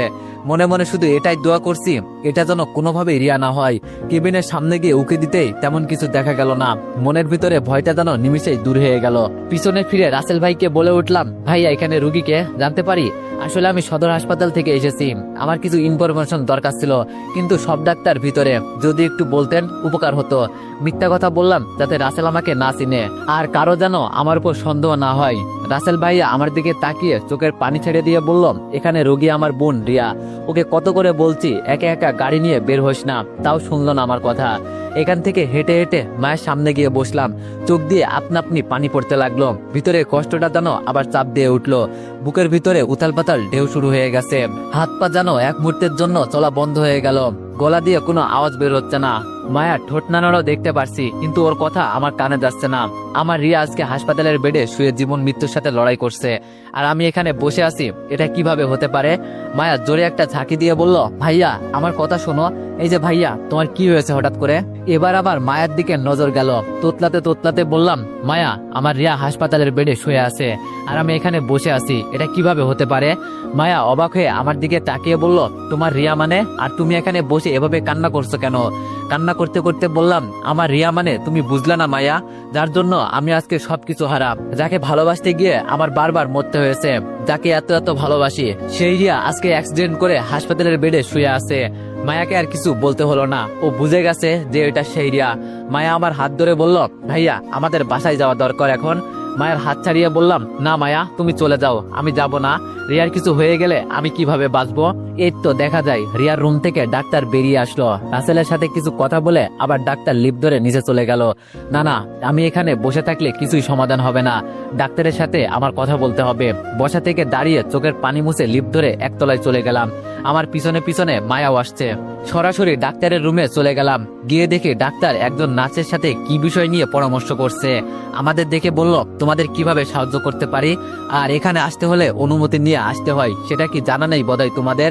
মায়া ডাক্তারের কথায় উত্তর দিয়ে বলল, আসলে এর জন্য আমরা সরি, আর আমরা রিয়ার ফ্রেন্ড, ওর বিষয়ে কথা বলতে এসেছি এখানে। ডাক্তার বলে উঠলো, ও তাই, বলো, বসে এখানে। আমরা বসতে বসতে ডাক্তার বলে উঠলো, দেখো তোমাদের বান্ধবী এখন অনেকটাই সুস্থ আছে, তবে একটা জায়গায় সমস্যা আছে। আমি টেনশন নিয়ে বললাম, ওর তো আবার কিছু হয়ে যায়নি? ডাক্তার বলল, না তেমন কিছু হয় নাই, এখন বেশ বিপদমুক্তই আছে, তবে ছোট থাকতে ওর চোখে সমস্যা ছিল, বড় হওয়ার সাথে সাথে সেটা আমরা অপারেশন করে ঠিক করে দিয়েছিলাম, কিন্তু এখন ওর মাথায় আর চোখে আঘাত পাওয়ার কারণে ওর এই দুইটা চোখ একেবারে পুরোপুরি নষ্ট হয়ে গেছে। ওর বাবা বলেছিল অন্য কোথাও থেকে চোখের ব্যবস্থা করতে, কিন্তু আমরা অনেক জায়গায় খোঁজাখুঁজি করছি, কিন্তু পাই নাই। আবারও আগের মতোই মেয়েটা অন্ধ হয়ে যাবে হয়তো। ডাক্তারের কথা শুনে আমার শ্বাস প্রশ্বাস যেন এক মুহূর্তের জন্য বন্ধ হয়ে গেছে। মাথার উপর দিয়ে ফ্যান চলছে, তাও শরীর থেকে ঘাম ধরছে। কাপা কাপা হাতে পাশে থাকা গ্লাসটা নিয়ে সবটুকু পানি ঢকঢক করে খেয়ে ফেললাম। ডাক্তারের দিকে তাকিয়ে বললাম, না না, এটা কখনোই হতে পারে না, আমার রিয়া আবার অন্ধ হয়ে যাবে, এটা হতে পারে না, আমি থাকতে কখনোই হতে দিব না। ডাক্তার ফাইলটা রেখে আমার দিকে তাকিয়ে বলল, এটা হতে পারে না মানে? আর তোমার রিয়া মানে কি সব বলছো তুমি? আমি বললাম, স্যার আপনার সাথে আমার কিছু পার্সোনাল কথা আছে, ওদের একটু বাইরে যেতে বলেন। ডাক্তার হাতে ইশারা করতেই ওরা চলে গেল। মায়া আমার দিকে তাকিয়ে আছে, কি জানি বলতে চাইছে আমাকে, কিন্তু আমি সেই দিকে আর নজর দিই নাই। চুপচাপ মায়া বাইরে চলে গেল। ডাক্তার বলল, এখন বলো কি বলতে চাও। আমি বললাম, একটা কথা আপনার থেকে জানার ছিল। ডাক্তার বলল, বলো। আমি বললাম, আমি যদি কাউকে আমার চোখ দিতে চাই তাহলে কি দিতে পারবো? ডাক্তার বলল, অবশ্যই পারবে, কিন্তু হঠাৎ নিজের চোখ বিক্রি করতে চাও কেন? মনের কষ্ট মনে চেপে রেখে বললাম, স্যার ভালোবাসার জন্য মানুষ যে সবকিছু করতে পারে এটা আপনার জানা আছে তো? ডাক্তার বলল, আছে, তবে আমি এইসব বিশ্বাস করি না। আজকাল এইসব ডিজিটাল যুগে আজও এইসব হয় বলে আমার মনে হয় না। আমি বললাম, সেটার প্রমাণ আমি দেখাবো। ডাক্তার রামেশ বলে উঠলো, কি বলতে চান আপনি? আমি বললাম, আপনি জানেন স্যার, এই মেয়েটা আমার গার্লফ্রেন্ড হয়। ডাক্তার বলল, ও আপনার গার্লফ্রেন্ড, তাহলে বললেন কেন ও আপনার বন্ধু হয়? আমি বললাম, স্যার এইসব কথা ছাড়েন, তবে আমি আজকে অনেক অনেক খুশি স্যার, কতটা যে খুশি আমি বলার বাইরে। আমি আমার এই দুইটা চোখ রিয়াকে দিয়ে দিব, আমার চোখ দিয়ে ওই পৃথিবীর আলো দেখবে, আবার নতুন করে ওই পৃথিবীর আলো দেখবে। এর থেকে খুশির খবর আর কি হতে পারে ডাক্তার? আমার কথা শুনে ডাক্তার বসা থেকে দাঁড়িয়ে গেল, আমার দিকে তাকিয়ে বলল, তোমার মাথা খারাপ হয়ে গেছে? লক্ষ লক্ষ টাকা দিয়ে মানুষ একটা চোখ কিনতে পায় না, আর তুমি কোনো কিছুর বিনিময়ে না নিয়েই দিয়ে দিবে? আর আমি একজন সুস্থ সবল মানুষকে অন্ধ করে দিব? এটা হতে পারে না কখনোই। আমি হাসি দিয়ে বললাম, কে বলেছে স্যার আমি কোনো কিছুর বিনিময়ে না নিয়ে এভাবে দিয়ে দিব? স্যার ওর কাছ থেকে আমি আরো আগে ভালোবাসা নিয়েছি, ওকে কথা দিয়েছি যেন ও সবসময় সুখে থাকে, ওর যত কষ্ট আছে সব আমাকে দিয়ে দিবে, বিনিময়ে আমি ওকে আমার এই দুইটা চোখ দিয়ে দিব। স্যার যাকে এত এত ভালোবাসি সেই মানুষটা আমার সামনে অন্ধ হয়ে ঘুরবে? এটা হতে পারে বলেন স্যার আপনি? কয়েকদিন পর ওর বিয়ে হবে অন্য একটা ছেলের সাথে। ও বলেছিল, তুমি আমার সামনে থেকে চলে দাও, আমাকে একটু সুখে থাকতে দাও। আমার কি দোষ বলেন? আমি কি দূর থেকে ওকে কষ্টের মাঝে দেখতে পারি বলেন? চোখের পানি আর আটকে রাখতে পারলাম না। স্যার আপনি জানেন না ওকে আমি কতটা ভালোবাসি, কিন্তু আমি ব্যর্থ, ওকে আমার ভালোবাসা বোঝাতে পারিনি। আমি পারি নাই, হেরে গেছে আমি ভালোবাসার কাছে। হয়তো আমার ভাগ্যে ছিল না আজকে হাসপাতালে এসে ওর এই অবস্থা দেখব। তবে আপনি বলেন, আমি থাকতে ও কিভাবে অন্ধ হবে? ও কি ভেবেছে আমি হারিয়ে গেছি? এটা কখনোই হবে না। এক ধ্যানে মগ্ন হয়ে খুব মনোযোগ সহকারে ডাক্তার আমার কথাগুলো শুনলেন। কি জানি চিন্তা করে ডাক্তার রামেশ বলল, এত পরিমাণে ভালোবাসতে পারে একটা ছেলে একটা মেয়েকে, সত্যি নিজের চোখে না দেখলে বিশ্বাস করতে পারতাম না। কিন্তু তুমি যাই বলো না কেন, আমি এই কাজ নিজ হাতে কখনোই করতে পারবো না। আমি দাঁড়িয়ে ডাক্তারের হাত ধরে বললাম, এভাবে বলবেন না স্যার, সামনে ওর বিয়ে, এই বিয়ে নিয়ে রিয়া হয়তো অনেক স্বপ্ন দেখেছে, এগুলো আমি শেষ হতে দিতে পারি না। আপনার পা ধরে বলছি স্যার, প্লিজ না করবেন না। ডাক্তার আমার কাঁধে হাত দিয়ে বলল, এমন পাগলামোর কি মানে আছে? তুমি জানো ওর বিয়ে অন্য কারোর সাথে, এরপরও কেন ওর জন্য এত পাগলামো? আমি বললাম, স্যার ভালোবাসাই মন থেকে হয়, যাকে একবার এই মনে ধরে তাকে কখনোই বলা যায় না। আমি জানি আমি ওকে কখনোই পাবো না, কিন্তু স্যার এরপরও আমি ওকে বিনা দ্বিধায় বিনা কারণে ভালোবাসি। ওকে কষ্টের মাঝে দেখতে পারবো না আমি, আমার ভালোবাসা আমি আড়ালে ওর জন্য কোরবানি করে দিলাম। আপনি প্লিজ না করবেন না। ডাক্তার বলল, দেখো বাবা, তোমার বয়স হয়েছে বোঝার মতো, আমি জানি ভালোবাসার জন্য মানুষ সব করতে পারে, তাই বলে এই না যে নিজের সবকিছু দিয়ে ভালোবাসার প্রমাণ করতে হবে। আবেগ দিয়ে চিন্তা করো না, এখনো সময় আছে, বিবেকটাকে কাজে লাগাও। আমি বললাম, না স্যার, আমি সব চিন্তা করে ফেলেছি। আপনি গিয়ে বলবেন ওর দুটো চোখ নষ্ট হয়নি, আগের রিপোর্টে ভুল ছিল। জানেন স্যার, আমার ভীষণ পছন্দের একটা কবিতা আছে, ভালোবাসা আছে বলেই আজও তোমায় ভালোবাসি, ভালোবাসা আছে বলেই আজও আমি তোমার দ্বিধায় বাসি, ভালোবাসা আছে বলেই আজও আমি তোমার পথ চেয়ে বসে আছি, ভালোবাসা আছে বলেই ওগো ভালোবাসি যে ভালোবাসি। ডাক্তার রমেশ একটা হাসি দিয়ে বলল, আমি দোয়া করি তোমাদের ভালোবাসা যেন সফল হয়। আমি বললাম, আমি যে রিয়াকে আমার চোখ দিব এই কথা কাউকে বলতে পারবেন না, এটা গোপনেই থাকবে, আমি আর আপনি ছাড়া কেউই জানবে না। ডাক্তার বলল, যার জন্য এত করছো সে যদি না জানে তাহলে এই ভালোবাসার কোনো অর্থ আছে? আমি মিথ্যা একটা হাসি দিয়ে বললাম, সেটা আপনি বুঝবেন না স্যার, গোপনের ভালোবাসায় অনেক মজা। ডাক্তার বলল, আরেকবার চিন্তা করে দেখো। আমি বললাম, অনেক চিন্তা করেছি, আর করা লাগবে না, আপনি সব তৈরি করেন। ডাক্তার বলল, সেসব ঠিক আছে, তোমার রক্তের গ্রুপ কি? এক এক করে ডাক্তারকে সব প্রশ্নের উত্তর দিলাম। সবশেষে ডাক্তার বলল, তোমার সবকিছু রিয়ার সাথে ম্যাচিং আছে, তবে কিভাবে আমি এই হাত দিয়ে একজন সুস্থ মানুষকে অন্ধ করব তুমি বলো? আমি বললাম, আপনি চাইলে সব পারেন, আমাকে কবে আসতে হবে তাই বলেন। ডাক্তার বলল, বাবা, এটা কোনো ছেলেখেলা না, যার চোখ নাই সেই বুঝে এই চোখের দাম কত, তাই বলছি আবারও চিন্তা করে দেখো। আর যাও, তোমাকে আমি সময় দিলাম, কালকে বিকাল 3টার সময় তোমাকে যদি এখানে পাই তাহলে মনে করব তুমি রাজি, আর নইলে মনে করব তুমি আসবে না। বাবা, তোমার বয়স অনেক হয়েছে, বিবেকটাকে কাজে লাগাও। একটা কথা তো জানো, পৃথিবীতে ছেলেদের তুলনায় মেয়েরা অনেক বেশি, একজন গেলে আরেকজন আসবে, কেনই বা একটা মেয়ের জন্য নিজের জীবনটাকে দিয়ে দিবে? আমি বললাম, হতে পারে পৃথিবীতে মেয়ে বেশি, তবে আমার চোখে ওর মতো কোনো মেয়ে আজও এই পৃথিবীতে জন্ম হয় নাই। ভালোবাসা সুন্দর যদি সেটা খাঁটি ভালোবাসা হয়, তবে আমি অবশ্যই আসবো এবং আসবই, এটা শিওর থাকবেন। ডাক্তার একটা টিস্যু পেপার দিয়ে বলল, চোখের পানি মুছে বাইরে যাও। আমিও তাই করলাম। বাইরে এসে দেখি মায়া একা একা বসে মাথায় হাত দিয়ে কি জানি চিন্তা করছে। আমি ওর কাছে গিয়ে বললাম, মায়া চলো, আমাদের অনেক দেরি হয়ে যাচ্ছে। কিন্তু মায়া আমার সাথে একটাও কথা বলে নাই, চুপচাপ সামনের দিকে হাঁটতে লাগলো। একটা রিক্সা নিয়ে বাসার দিকে যেতে লাগলাম। মনে মনে চিন্তা করছি, হাই রে ভালোবাসা, একজন দেখবে পৃথিবীর আলো, আরেকজন দেখবে অন্ধকার, এটাই কি ভালোবাসার নিয়ম? কাউকে ভালোবাসলে কি শুধু কষ্টই পেতে হয়? এটা কেমন কথা? চোখের কোণে হালকা হালকা পানি জমে গেছে, মায়ের সামনে শুধু কান্না করতে পারছি না। বাম হাত দিয়ে চোখের পানি মুছলাম, মায়ের দিকে তাকিয়ে দেখি ওর চোখের কোণে পানি জমে গেছে। মনে মনে ভয় হচ্ছে, ও তো আবার কিছু জানে নাই তো। রিক্সার ভাড়া মিটিয়ে দরজার কাছে গেলাম। বাসার ভিতরে যেতেই ফাইম টেবিলে বসা থেকে বলে উঠলো, কি ভাইয়া, এত সকাল সকাল কই যাওয়া হয়েছিল? আমি বললাম, এই তো ফাইম, একটু ব্যাংকে গিয়েছিলাম। ফাইম বলল, কিন্তু ভাইয়া, আজকাল আমি একটা বিষয় বুঝলাম না, আপনার চোখ সব সময় কি লাল থাকে? দেখে মনে হচ্ছে জানো অনেক কান্না করেছেন, বিষয়টা কি ভাই? আমি চোখে হাত দিয়ে বললাম, না ফাইম, তেমন কিছু না, এই তো একটু সমস্যা হয়েছে আর কি। এই বলে যেই উপরে যাব, পিছন থেকে মায়া বলল দাঁড়াতে। আমি আর সামনে গেলাম না, মায়ের কাছে গিয়ে বললাম, কিছু বলবে কি মায়া? মায়া সোফা থেকে ধীরে ধীরে উঠলো, আর উঠেই ঠাস ঠাস করে আমার গালে 2টা চড় বসিয়ে দিল। ফাইম একটু জোরে বলে উঠলো, মায়া, তোর মাথা খারাপ হয়ে গেছে? ভাইয়াকে থাপ্পড় দিলি কেন? ফাইমের কথা শুনে মায়ার বাবা নিচে আসলো। আমি গালে হাত দিয়ে চুপচাপ দাঁড়িয়ে আছি। মায়া আমাকে এভাবে চড় দিবে আমি কখনোই ভাবি নাই। মায়ার বাবা এসে যে শুনলো মায়া আমাকে চড় দিয়েছে, অমনি মায়ার বাবা মায়ের গালে যেই হাত তুলবে, আমি মায়ের বাবার হাত ধরে বললাম, আঙ্কেল, ওকে মারবেন না, হয়তো কোনো একটা ভুল করেছে আমি, এই জন্য। মায়া আমাকে থামিয়ে দিয়ে কান্না করতে করতে বলল, হ্যাঁ বাবা, মারো আমাকে। আমি কেন ভাইয়াকে মেরেছি জানতে চাইবে না একবার? জানো বাবা, ভালোবেসে শুনেছি মানুষ অন্ধ হয়, সেটা আজকে নিজ চোখে দেখলাম। আমার দিকে মায়া তাকিয়ে বলল, বাবা, এই ছেলে কি করেছে জানো?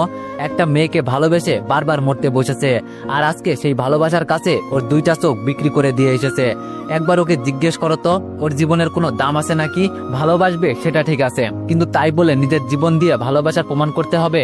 এই ভালোবাসার কোনো অর্থ আছে? জানে যে ওই মেয়েকেও পাবে না, এরপরও কেন ওর পেছনে পড়ে আছে? একবার জিজ্ঞেস করো তো ওকে। মায়ার বাবা কিছুক্ষণ চুপ থেকে বলল, কিছুই তো বুঝলাম না মায়া। আমি ফাহিম আর মায়া মিলে সবকিছু বলতে লাগলো ওর বাবাকে আমার বিষয়ে। তবে একটা বিষয় চিন্তা করে আমি অবাক হয়ে গেছি, মায়া কিভাবে জেনে গেল আমি রিয়াকে আমার চোখ দিয়ে দিব? এটা তো আমার মাথায় আসছে না। ডাক্তার আর আমার একান্ত বিষয় ছিল এটা, কিন্তু মায়া জানলো কিভাবে? সব শুনে মায়ের বাবা বলল, এইদিকে আসো বাবা। আঙ্কেলের কাছে যেতেই উনি আমাকে সোফায় বসতে বললেন। আমার দিকে তাকিয়ে বলে উঠল, আমিও ভালোবেসে বিয়ে করেছি বাবা। আমি জানি এই ভালোবাসার গভীরতা কেমন, তবে তোমাকে একটা কথা বলবো। আমি মাথা নিচু করে বললাম, জি আঙ্কেল বলেন। মায়ের আব্বু বলল, তুমি জানো ওর বিয়ে অন্য কারোর সাথে হবে, এরপরও কেন ওর পিছনে পড়ে আসো? জীবনকে এইভাবে শেষ করে দিতে চাও? এই জীবনে কি কোনো মূল্যই নেই তোমার কাছে? এখনো অনেক পথ চলার বাকি আছে বাবা, একটু চিন্তা করে দেখো। মায়াও সাথে বলে উঠলাম, বাবা, আমিও তোকে এটাই বোঝাতে চাইছি। আমি বললাম, আঙ্কেল এই বিষয়ে প্লিজ আমাকে প্রশ্ন করবেন না, আমি এর উত্তর দিতে পারবো না। শুধু আমি এটুকুই জানি, আমি রিয়াকে অনেক ভালোবাসি, আর আমি থাকতে ওর কিছুই হতে পারে না, আর হতেও দিব না। আঙ্কেল আমার মাথায় হাত দিয়ে বলল, যেটা তোমার মার্জি সেটা করো, তোমার এখন বুঝার বয়স হয়েছে, তাই আমি তোমাকে কিছুই বলবো না। আমি বললাম, আঙ্কেল আরেকটা কথা ছিল আপনার সাথে। আঙ্কেল বললাম, বলো বাবা। আমি বললাম, আমি যদি মায়াকে কোনো চাকরি দিই, মায়া সেই চাকরি করবে? মায়া অবাক হয়ে আমার দিকে তাকিয়ে বলল, তুই আবার আমাকে কি চাকরি দিবি? আমি বললাম, মায়া, এই পৃথিবীতে আমার আপন বলতে যারা ছিল তারা সবাই আমার সাথে বেইমানি করেছে। বেঁচে থেকেও আজ আমি মৃত। একমাত্র যাকে আমি আপন ভাবতাম সে আমাকে বিদায় দিয়ে দিয়েছে। তবে আমি তো এখনো ওকে ভালোবাসি। যখন আমার চোখ থাকবে না, রিয়াকে আমার চোখ দিয়ে যখন আমি অন্ধ হয়ে যাব, তখন তো আমি আর একা চলতে পারবো না। কয়েকদিন তুই একটু আমার পাশে থাকবি, পরে আস্তে আস্তে একা চলা শিখে যাব। চিন্তা করিস না, বেতন ভালো দিব। মায়া চোখ গরম করে বলল, ভার মে যা কামিনে কাহিকে। হিন্দি মেরে দিলাম, বুঝে নিবেন কেমন? আঙ্কেল ধমক দিয়ে বলল, মায়া তুই চুপ কর, আর বাবা তুমি ভিতরে যাও, জীবনটা তোমার, তাই বলছি এখনো সময় আছে, ভালো করে চিন্তা করো। একজন গেলে আরেকজন পাবে, কিন্তু তোমার শরীর থেকে যে কোনো একটা অঙ্গ হারিয়ে গেলে সেটা আর পাবে না। আমি আঙ্কেলকে ধন্যবাদ দিয়ে উপরে চলে এলাম, কারণ তিনি আমাকে যতটুকু সম্ভব বুঝ দিয়েছেন। আজকে আমাকে সবাই বুঝ দিচ্ছে। কেউ চায় না আমি রিয়াকে আমার চোখ দিয়ে দিই, কিন্তু আমি যে ওকে ভালোবাসি, ও কষ্টে থাক সেটা আমি দেখতে পারবো না। কেউ হয়তো এখন আমার মনের কথা বুঝবে না। হঠাৎ মায়া আর ফাহিম আমার রুমে ঢুকলো। শুয়েছিলাম, ওদের দেখে বসে গেলাম।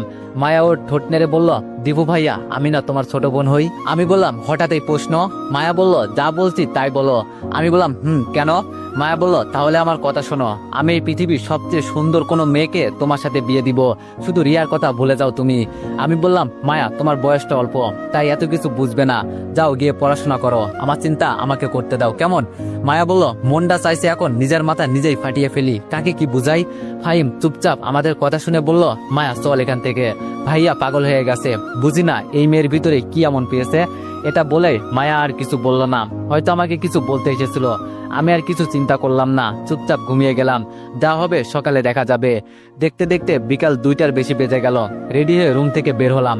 নিচে এসে দেখি সবাই দাঁড়িয়ে আছে। মায়ের বাবা আমার দিকে তাকিয়ে বলল, তাহলে তুমি যাবেই? আমি বললাম, জি আঙ্কেল, আমার সিদ্ধান্ত কখনো পরিবর্তন হবে না। সবার কাছ থেকে বিদায় নিয়ে বের হলাম। আমার পিছনে পিছনে মায়াও আসছে। একটা রিক্সা নিয়ে বসতেই মায়া এসে আমার পাশে বসলো। মায়াকে দেখে বললাম, কি ব্যাপার মায়া, তুমি আবার কোথায় যাবে? মায়া চোখ গরম করে বলল, চুপচাপ বসে থাকে এখানে, আর একটা কথা বললে এই রিক্সা থেকে ফেলে দিব।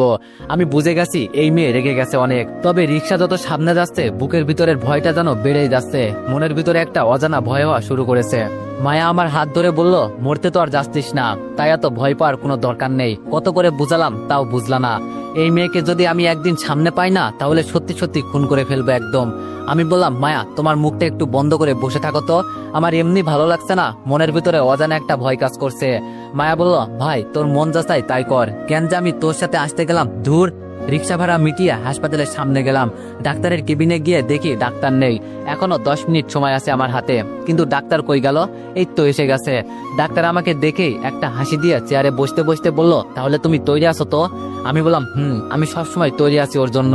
বলছি না আমি বেঁচে থাকতে ওর কিছু হতে পারে না। খুব ক্ষুদ্র দৃষ্টিতে ডাক্তার আমার দিকে একবার তাকিয়ে দেখলো, কলম দিয়ে কাগজের উপর কি জানি লিখলো। আমার দিকে দৃষ্টি ফিরিয়ে বলল, আমি কে? আমাকে তুমি চিনো? আমি বললাম, কেন স্যার, এখানে চিনার কি আছে? আপনার কাজ আপনি করবেন, এতে চিনার কি আছে? ডাক্তার বলল, তোমার সাথে মেয়েটাকে চিনলাম না তো। মায়াকে দেখিয়ে বললাম, আরে ও আমার ছোট বোন হয়। ডাক্তার বলল, তোমার আপন ছোট বোন? আমি বললাম, না স্যার, তবে কোনো একভাবে বোন হয়। ডাক্তার বলল, ভালোবাসার কাছে নিজেকে কিভাবে বিক্রি করে দিবে? আমি বললাম, কালকে তো আপনাকে সব বুঝিয়ে বলছি, তাই আর নতুন করে কিছু বলে সময় নষ্ট করতে চাই না। না জানি রিয়ার কত কষ্ট হচ্ছে। ডাক্তার বলল, সত্যি তোমার মতো ছেলে আমাদের বাড়ির জামাই হবে সেটা আমাদের ভাগ্যের বিষয়। এমন একটা লক্ষ্মী ছেলে রেখে ওরা কিভাবে অন্য কারোর সাথে মেয়ের বিয়ে দিতে চাই? চি আমার ভাবতেই ঘৃণা হচ্ছে। ডাক্তারের কথা আগাগোড়া না বুঝে বললাম, বুঝলাম না স্যার আপনার কথা। ডাক্তার রমেশ হাসতে হাসতে বলল, বুঝিয়ে বলছি। কই মা, এখানে আসতে একটু। এটা বলতেই পাখি দরজা খুলে ভিতরে প্রবেশ করলো, তবে ওর মাথায় ব্যান্ডেজ করা। পাখি ভিতরে আসতে আসতে বলল, আরে চাচা, শেষ পর্যন্ত আমাকে এখানে নিয়ে আসলেন। আমার বুঝি কষ্ট হয় না এখানে আসতে? আমি তোতলাতে তোতলাতে বললাম, চাচা মানে?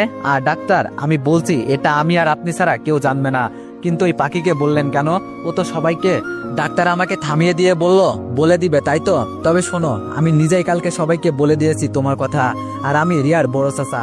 আমার ভাতিজিকে এতটা পরিমাণে ভালোবাসো যেহেতু, তাহলে এভাবে লুকিয়ে থাকো কেন? ভুল তো মানুষেরই হয়। আমাদের বলতে, আমরা কি গার্ডিয়ান ছিলাম না? আর সেই সব কথা বাদ দাও, এখন আমার সাথে চলো। তোমার চোখ দিতে হবে না, আমি সব ব্যবস্থা করে ফেলেছি। তবে 2 মাস পর রিয়ার চোখ চেঞ্জ করা হবে। মাথায় অনেক বড় আঘাত পেয়েছে তো এই জন্য। আর তোমাকে আমার অনেক ভালো লেগেছে। কেন জানো? কালকে তুমি যেইভাবে বলছো না আমাকে রিয়ার কথা, আর তুমি জানো আমার ভাতিজির বিয়ে অন্য কারোর সাথে হয়ে যাবে। এরপরও এই ভালোবাসার টানে তোমার চোখ দিয়ে দিতে চাইছো। আমার ভাতিজির জন্য তোমার থেকে আর কোনো বেস্ট ছেলে হবে না। পাখির কাছ থেকেও আমি তোমার বিষয়ে সব শুনেছি। আমি জানো এখন আর নিজের মাঝে নেই। কাকে কি বলেছে আমি? শেষমেশ রিয়ার চাচাকেই সব বলে দিলাম। না না, এখানে আর বেশিক্ষণ থাকা যাবে না। রিয়া তো আমার কাছে একটু সুখ চাইছিল, যেন আমি ওর সামনে থেকে চলে যাই। তাড়াতাড়ি উঠে দাঁড়ালাম, যেই পা বাড়াবো তখনই রিয়া আমার হাত ধরে বলল, আর কত পালিয়ে বেড়াবেন? এখন সময় এসেছে নিজেকে প্রকাশ করুন। আপনি চলে গেলে আমার আপুর খেয়াল কে রাখবে? আপনি গেলে আপুকে কে এভাবে আড়াল থেকে ভালোবাসবে? এখনো কি চলে যাবেন?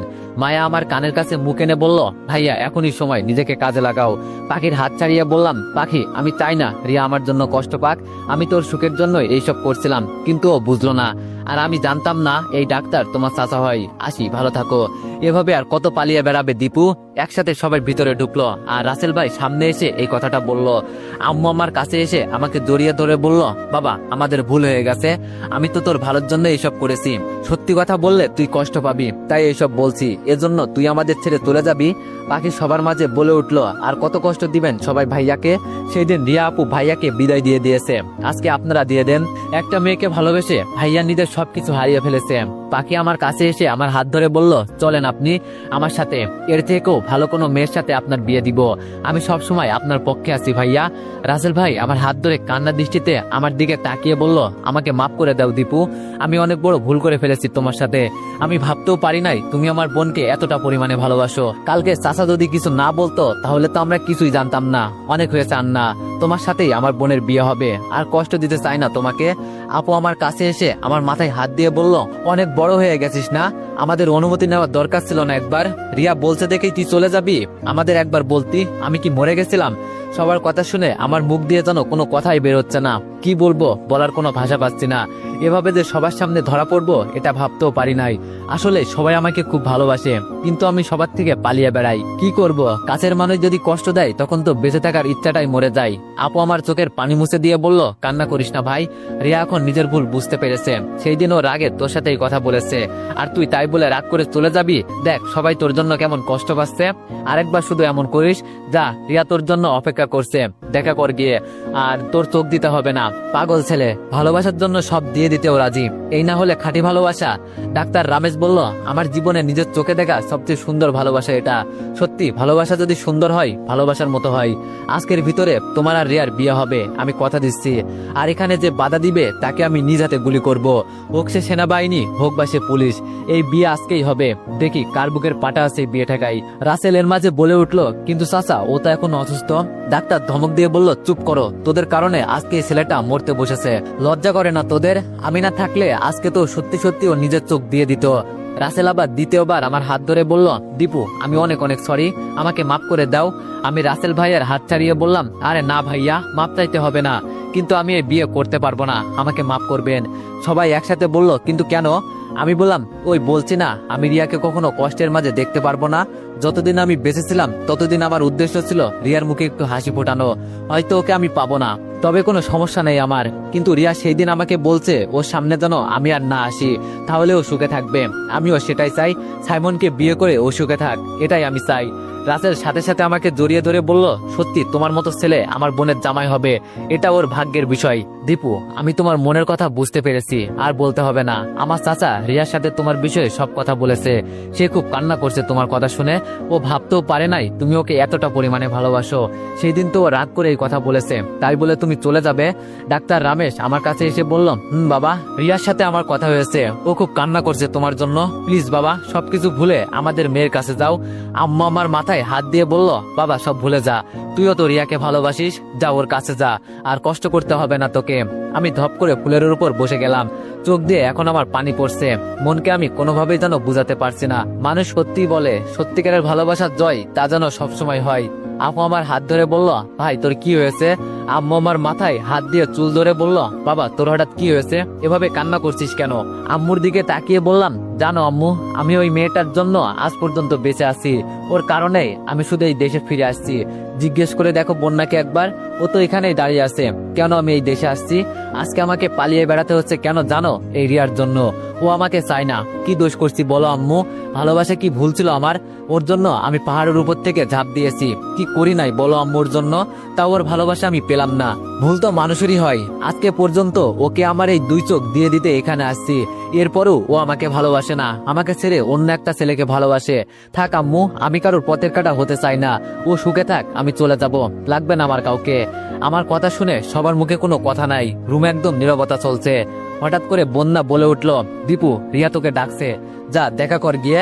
ভালোবাসায় একটু অভিমান থাকেই, আর ও এতটা বুঝতে পারে নাই তোর ভালোবাসা। বুঝলে কি এমন অবহেলা করতো তোকে? আর ওকে তো তুই অনেক ভালোবাসিস, ওকে ছাড়া তুই বাঁচতে পারবি? আমি তোর বেস্ট ফ্রেন্ডের মতো না? আমি তোর মনের কথা বুঝি। তোর ভিতর এখন অনেক অভিমান জমে আছে, সব ভুলে যা। রিয়া এখন তোর পথ চেয়ে বসে আছে, ওকে হতাশ করিস না তুই। রাসেল বসে আমার হাত ধরে বলল, দীপু তুমি চাইলে আমি তোমার পা ধরতেও রাজি। প্লিজ আমার বোনকে একা রেখে চলে যেও না। পাশ থেকে রিয়ার বাবা আমার কাছে এসে কিছুক্ষণ আমার দিকে তাকিয়ে বলল, সত্যি তুমি ছেলেটা অনেক ভালো, আর আমি তোমাকে কত ভুল বুঝেছি। আমার মেয়ের জন্য যে সবকিছু করতে পারে, আর আমরাই তাকে চিনলাম না। বাবা আমি বুঝতে পারছি তোমার ভিতরে অনেক অভিমান জমে আছে, সব ভুলে যাও আমার মেয়ের দিকে তাকিয়ে। তোমার হাত ধরে বলছে আমি তো তোমার বাবার সমান, আমাকে ফিরিয়ে দিও না। আমি তাড়াতাড়ি আঙ্কেলের হাত ছাড়িয়ে বললাম, না আঙ্কেল, এভাবে বলবেন না। তাছাড়া আমি রিয়াকে অনেক ভালোবাসি, ও ছাড়া তো আমার জীবন অসম্পূর্ণ। অবশ্যই আমি রিয়ার কাছে যাব। আম্মু আমার হাত ধরে একটা হাসি দিয়ে বলল, এই না হলে আমার ছেলে। দেখো সবাই, আজকে আমার ছেলে সফল হয়েছে। আমি জানতাম ও কখনো হারতে পারে না। সাথে আপু বলে উঠলো, সত্যি ভাই, তোর ভালোবাসা অতুলনীয়। আজকে সবাই তোর কাছে হাত জোর করে বলছে তুই যেন রিয়ার কাছে আবার ফিরে যাস। লক্ষ্মী ভাই আমার। আপু আমার কপালে একটা চুমু দিয়ে বলল, যা 2 তলায় যা, রিয়া তোর জন্য অপেক্ষা করছে। ডাক্তার রমেশ বলল, যাও বাবা, কিছুক্ষণ পর আমি তোমার চাচা শ্বশুর হব। এই বলে সবাই হাসতে লাগলো। আমি এই কথাটা শুনে একটু লজ্জা পেলাম। আপু আমার হাত ধরে মায়াকে দেখিয়ে বলল, এই মেয়ে কে দীপু? আমি মায়ের দিকে তাকিয়ে বললাম, আমার ছোট বোন হয় আপু, আমাকে 2 বার মরার হাত থেকে ওরা বাঁচিয়েছে। আপু ওকে ধন্যবাদ জানিয়ে বলল, আমাদের বাসায় একদিন যাবে কেমন? রাসেল ভাই আবার আমার দিকে তাকিয়ে বলল, এই ছেলে তুমি এখন এখানে দাঁড়িয়ে কি করো? আগে আমার বোনের কাছে যাও, সেই কখন থেকে ও তোমার জন্য অপেক্ষা করছে। যাও, ও তোমার পথ চেয়ে আছে, তুমি যাবে বলে।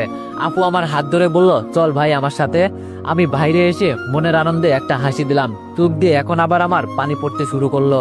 বন্যা আমার চোখের পানি মুছে দিয়ে বলল, পাগল ছেলে, এভাবে কান্না করার কি আছে? হ্যাঁ?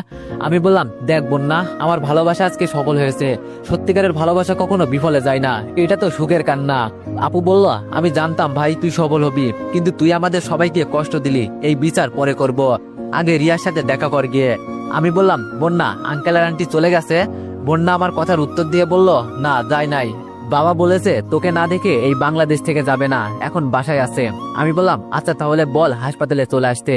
2 তলায় আসতে আপু বলল, যা ভাই, বেস্ট অফ লাক। ভিতরে গিয়ে যদি কোনো উল্টাপাল্টা কিছু করিস না, মেরে ফেলবো একদম। একেবারে যেন রিয়া তোর বউ হয় সেই ব্যবস্থা করবি, নইলে শরীরের চামড়া তুলে ফেলবো। আপু আমার চোখের দিকে তাকিয়ে বলল, রিয়া নিজের ভুল বুঝতে পেরেছে, আর কিছু বলিস না জানো ওকে, ও তোর জন্য অনেক কান্না করেছে। আর তোর কথা চিন্তা করে গাড়ি চালাতে গিয়ে রিয়ার এই অবস্থা, ভুলভাল কিছু বলিস না আবার ওকে। মজা করে বললাম, আমার টান তো এখন আর টানবি না, রিয়া তো তোর পরিবারের একজন, তাই এখন তো ওরই কথা বলবি। আপু চোখ রাঙিয়ে বলল, মার খাবি কিন্তু এখন। এই বলে ঠেলা দিয়ে ভিতরে ঢুকিয়ে দিল আপু। রিয়ার কেবিনের ভিতরে যেতেই দেখি রিয়া এক পাশ ফিরিয়ে শুয়ে আছে, হয়তো আমার অপেক্ষা করতে করতে ঘুমিয়ে পড়েছে। কোনো শব্দ না করে দরজা ভালো করে লাগিয়ে দিলাম, যাতে বাইরে কেউ ভিতরে আসতে না পারে। আস্তে আস্তে হেঁটে রিয়ার পাশে গেলাম। পাশে পড়ে থাকা চেয়ারটা নিয়ে রিয়ার মাথার কাছে বসলাম। রিয়া উল্টো পাশ হয়ে শুয়ে আছে। আমার ডান হাতটা ওর মাথার কাছে নিয়ে চুলগুলো হাতিয়ে দিতে লাগলাম। রিয়া খপ করে আমার হাত ধরে বলল, কি এখানে? আমি চুপ করে বসে আছি। দেখি আজকে রিয়া আমাকে চিনে নাকি। রিয়া আমাকে পাশ ফিরে 2 হাত দিয়ে আমার মুখ হাতিয়ে দেখতে লাগলো। কিছুক্ষণ পর রিয়া আমার মুখ থেকে হাত ছড়িয়ে উঠে বসলো। বেশ কিছুক্ষণ নীরব থাকার পর রিয়া বলে উঠলো, এখানে কেন আসলে? মন খারাপ করে বললাম, তুমি যদি বলো তাহলে এখনই চলে যাব। রিয়া বলল, তোমাকে তো আর আমি আটকে রাখি নাই, তবে যাওয়ার আগে আমাকে মেরে যাবে। আমার আর এই পৃথিবীতে বাঁচতে ইচ্ছা করে না। রিয়ার হাত ধরে বললাম, আমি তো তোমাকে ছেড়ে দিতে কখনোই চাই নাই। তুমি তো আমাকে বিদায় দিয়ে দিলে, বলছিলে তোমার সামনে দানো আমি আর না আসি। রিয়া, আমি তোমাকে কথা দিয়েছিলাম মনে আছে? তোমার সুখের জন্য আমি সবকিছু করতে পারি। রিয়া বলল, তাই বলে তোমার 2টা চোখ আমাকে দিয়ে দিবে? এত কেন ভালোবাসো আমার? আমি তো এই ভালোবাসার মূল্য দিতে পারবো না। আমি বললাম, আমি বলি নাই রিয়া তুমি আমার ভালোবাসার মূল্য দাও। আমি তো তোমাকে বিয়ে করে আমার পাশে সবসময় রাখতে চেয়েছিলাম। আমি বললাম, আমি বলি নাই রিয়া তুমি আমার ভালোবাসার মূল্য দাও। আমি তো তোমাকে বিয়ে করে আমার পাশে সবসময় রাখতে চেয়েছিলাম, কিন্তু তুমি থাকলে না। তোমাকে ভালোবাসা কি আমার কোনো অপরাধ ছিল? জানো রিয়া, আমার কষ্ট হয় কখন, যখন দেখি তুমি আমার সামনে সাইমনকে নিয়ে ঘুরে বেড়াও। বুকটা ফেটে যায় তখন আমার। রিয়া আমার হাতটা ওর বুকের মাঝে জড়িয়ে ধরে কান্না করে দিয়ে বলল, আমি অনেক বড় ভুল করে ফেলেছি, আমাকে মাফ করে দাও। আমি তোমার ভালোবাসা বুঝেও তোমাকে অবহেলা করেছি। কি করব বলো? আমার মনের ভিতরে একটা ভয় ছিল। আর তুমি সেই দিন আমি বলছি দেখে এভাবে চলে যাবে? একবার আমার উপর ভালোবাসার অধিকার খাটাতে পারলে না তুমি? বলতে তো পারতে আমার ভালোবাসার মানুষ শুধু আমার, জোর করে আমাকে বিয়ে করতে পারতে। না, সেটা করো নাই। আমি যা বলছি তাই করছো। কেন করলে এমন? আমার বুঝি কষ্ট হয় নাই? বোঝো না কেন আমার মনের কথা? আমি বললাম, ভালোবাসার অধিকার বলছো না রিয়া তুমি? জানো রিয়া, তুমি খুব বেঈমান। তোমার জন্য আমি এত কিছু করলাম, এরপরও আমি তোমার ভালোবাসা পেলাম না। আর বলছো জোর করতে, আর জোর করে বিয়ে করে কি করব যদি তুমি চলে যাও পরে? আজকে আমার চোখ তোমাকে দিব বলে তুমি আমাকে আবার ফিরে পেতে চাও। আমি কারো দয়া দেখানো ভালোবাসা পেতে চাই না। তুমি সাইমনকে বিয়ে করো, আমার কথা ভুলে যাও। নীরব ছিলাম, আমাকে নীরবেই থাকতে দাও। আড়াল থেকে তোমাকে ভালোবাসবো, এটাই আমার কাছে বেস্ট। আস্তে করে রিয়া আমার গালে একটা চড় দিল। কান্না সুরে বলল, আর কত আমাকে অপমান করবে? আমি বলছি তো আমাকে মাফ করে দাও। আমি তোমাকে অনেক অবহেলা করছি, প্লিজ দীপু আমাকে মাফ করে দাও। আমি এখন বুঝে গেছি তোমার চেয়ে বেস্ট আমার জীবনে আর কেউ নেই, যে আমার জন্য তার জীবন উৎসর্গ করে দিতে রাজি। আমি তাকে কিভাবে ভুলে থাকতে পারি? আমাকে ফেলে তুমি আর কোথাও যেও না। তুমি গেলে আমি এখন সত্যি সত্যি মারা যাব। আমি বললাম, জানো রিয়া, ভালোবাসার মানুষকে আমি কখনো দূরে রেখে যেতে চাই না, কিন্তু তুমি আমাকে বাধ্য করেছো। রিয়া আমার মুখে আঙুল দিয়ে বললাম, এইসব কথা বলে কি আমাকে আরো কষ্ট দিতে চাও তুমি? রিয়ার হাত ছড়িয়ে বললাম, না, আমি তোমাকে কখনো আঘাত দিয়ে কথা বলতে চাই না রিয়া, অনেক ভালোবাসি যে তোমাকে। রিয়া বলল, তোমাকে একটু জড়িয়ে ধরতে পারি দীপু? আমি বললাম, আমি তোমার কাছ থেকে অনুমতি নিব, কিন্তু তোমার কোনো বিষয়ে আমার কাছ থেকে অনুমতি নিতে হবে না রিয়া। এটা বলে রিয়া ধাপ দিয়ে আমার বুকের মাঝে পড়ে গেল। আমিও 2 হাত দিয়ে ওকে জড়িয়ে ধরলাম। রিয়া বলল, আমাকেও কখনো আর একা ফেলে রেখে যাবে না তো? আমি বললাম, আরে পাগলি, আমার জীবন থাকতেও না। রিয়া বলল, আমাদের কি ভাগ্যের মিলন। হ্যাঁ, আগে যখন আমার চোখ অন্ধ ছিল তখন তোমার সাথে আমার মিল ছিল, আর যখন আমি চোখে দেখতাম তোমাকে দূরে ঠেলে দিয়েছিলাম আমি। আর আজকে আমি অন্ধ আগের মতো, তুমি নতুন করে আবার আমার জীবনে এলে। তোমাকে এখন অনুভব করতে পারছি, কিন্তু দেখতে যে পারছি না। জানো দীপু, তোমাকে দেখার এখন আমার খুব ইচ্ছা করছে। মনে হয় জানো, জনম জনম ধরে আমি তোমাকে দেখি নাই। রিয়ার মাথায় হাত দিয়ে বললাম, আরে বোকা মেয়ে, এই তো কয়েকদিন পর থেকে তুমি আবার নতুন করে সবকিছু দেখতে পারবে। আর নইলে বলো এখনই আমার চোখ তোমাকে দিয়ে দিই। রিয়া আমার কথা শুনে জড়িয়ে থাকা অবস্থায় আমার পিঠে ঘুষি দিয়ে বলল, মেরে ফেলবো একদম এই কথা বললে। যেখানে তুমি আছো সেখানে আমি কিভাবে অন্ধ থাকতে পারি? তুমি থাকলেই হবে আমার পাশে। আমি তো তোমাতে মগ্ন থাকতে চাই সব সময়। এখন থেকে, এই মুহূর্তের পর থেকে আমার কাছে এই দীপু বেস্ট, আর সারা জীবন থাকবে। রিয়াকে সরিয়ে ওর মুখে 2 হাত দিয়ে ধরলাম, কপালে একটা কিস করে বললাম, অনেক অনেক ভালোবাসি রিয়া আমি তোমাকে। আমাকে আবার দূরে সরিয়ে দিবে না তো? আরেকবার যদি এমন করো না, তখন কিন্তু সত্যি সত্যি মরে যাবো আমি। তখন কিন্তু হাজার খুঁজলেও আমাকে পাবে না। রিয়া হাত দিয়ে আমার চোখের পানি মুছে ঠোঁটে একটা কিস করে বললাম, এই পাগল ছেলে, আমাকে কেন এত ভালোবাসো আমি বুঝি না। এই অন্ধ মেয়ের কাছে কি এমন পেয়েছে এই ছেলে বুঝি না। রিয়াকে ধমক দিয়ে বললাম, সাবধান, আমার বউকে একদম অন্ধ বলবে না। আর আমি তোমাকে না, আমার রিয়াকে ভালোবাসি। রিয়ার ঠোঁটের কোণে হাসি টেনে বলল, তাই নাকি স্যার? তাহলে আমি কে? আমি বললাম কি জানি তুমি কে, তবে আমার সামনে থাকা মানুষটাকে আমি অনেক অনেক ভালোবাসি। রিয়া বলল আমিও তো আমার বেবিকে অনেক ভালোবাসি, যতদিন বেঁচে থাকবো ততদিন তোমাকেই শুধু ভালোবেসে যাব। হঠাৎ আমার রিয়ার গাড়ি অ্যাক্সিডেন্টের কথা মনে হলো, তাই রিয়াকে বলে উঠলাম রিয়া তুমি অ্যাক্সিডেন্ট করলে কিভাবে? রিয়া আমাকে শক্ত করে জড়িয়ে ধরে বলল কিভাবে অ্যাক্সিডেন্ট হয়েছে জানো না বুঝি তুমি? হ্যাঁ, এক তো তোমার কথা চিন্তা করে তোমাকে খুঁজতে খুঁজতে এমন হয়েছে, আরেক আমার মন বলছিল আমি এই বিয়ে করব না, কেন জানি সাইমনকে আমার মন থেকে পছন্দ না, এজন্য আনমনে গাড়ি চালাতে গিয়ে এমন হয়েছে। আমি বললাম আজকে যদি তোমার কিছু হয়ে যেত তাহলে আমি কি নিয়ে বাঁচতাম? হ্যাঁ, আরেকবার শুধু উল্টোপাল্টা কাজ করিও, এমন মাইট দিব না। রিয়া আমাকে থামিয়ে দিয়ে বলল তুমি সত্যি আমাকে বিয়ের পর মারবে? আমি বললাম মারবো না মানে অনেক, তবে মারটা হবে রোমান্টিক মার, কি বলো রিয়া? রিয়া আমার গালে চড় দিয়ে বলল যা পাগল ছেলে, কি সব বলে? আমি বললাম রিয়া তুমি আমাকে পেয়ে খুশি তো? রিয়া বলল বাবু অনেক অনেক, কতটা যে খুশি আমি বলার বাইরে। আমি বললাম আমার অনেক স্বপ্ন ছিল তুমি আমার বউ হবে আর আমি হব তোমার স্বামী, আজ মনে হচ্ছে জানো আমার সেই ইচ্ছাটা পূরণ হতে চলেছে।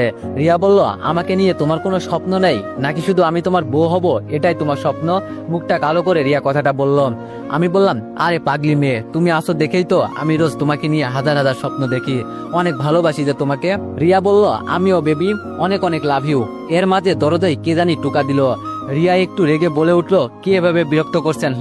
অনেকদিন পর প্রিয় মানুষকে কাছে পেয়েছি, ভালো করে একটু কথাও বলতে দিবেন না নাকি? দরদার ভাই থেকে বন্যা বলে উঠলো রিয়া আমি তোমাদের দেখতে সাইমন আর ওর পরিবার সবাই এসেছে। সাইমনের কথা শুনে আমি রিয়াকে ছাড়িয়ে বললাম রিয়া তুমি সাইমনের সাথে কথা বলো কেমন, আমি বাইরে দাঁড়িয়ে আছি। আর সমস্যা নেই আমি বলছি না তুমি চাইলে। রিয়া আমার মুখে হাত দিয়ে বলল এমন মাইক দিব না, বলছি না আমার জীবনে এখন দীপু ছাড়া আর কেউ নেই, শুধু তুমি আর তুমি, চুপচাপ আমার পাশে বসে থাকো। মন খারাপ করে বললাম রিয়া বিষয়টা বোঝার চেষ্টা করো, তোমার সাথে সাইমনের বিয়ে ঠিক আছে, ও হয়তো তোমাকে নিয়ে অনেক স্বপ্ন দেখেছে, আমার কথা ভুলে যাও।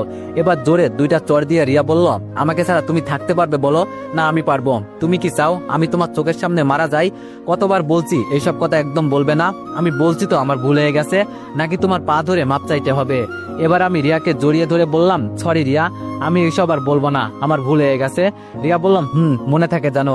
আমি বললাম 100 বার মনে থাকবে। রিয়া আমাকে ছাড়িয়ে বলল একদম চুপচাপ দরজা খুলে আমার কাছে আসবে কেমন, যদি উল্টাপাল্টা কিছু করো না একদম পা ভেঙে ফেলবো, মনে থাকে জানো? আমি বললাম জি মনের রানী, মনে থাকবে।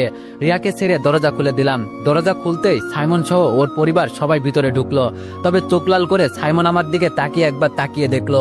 আমি দরজার কাছে দাঁড়িয়ে আছি, পিছন থেকে বন্যা বলল দীপু রিয়ার কাছে যা। আমি বন্যার কথার উত্তর না দিয়ে দাঁড়িয়ে আছি, দেখি রিয়া কি বলে।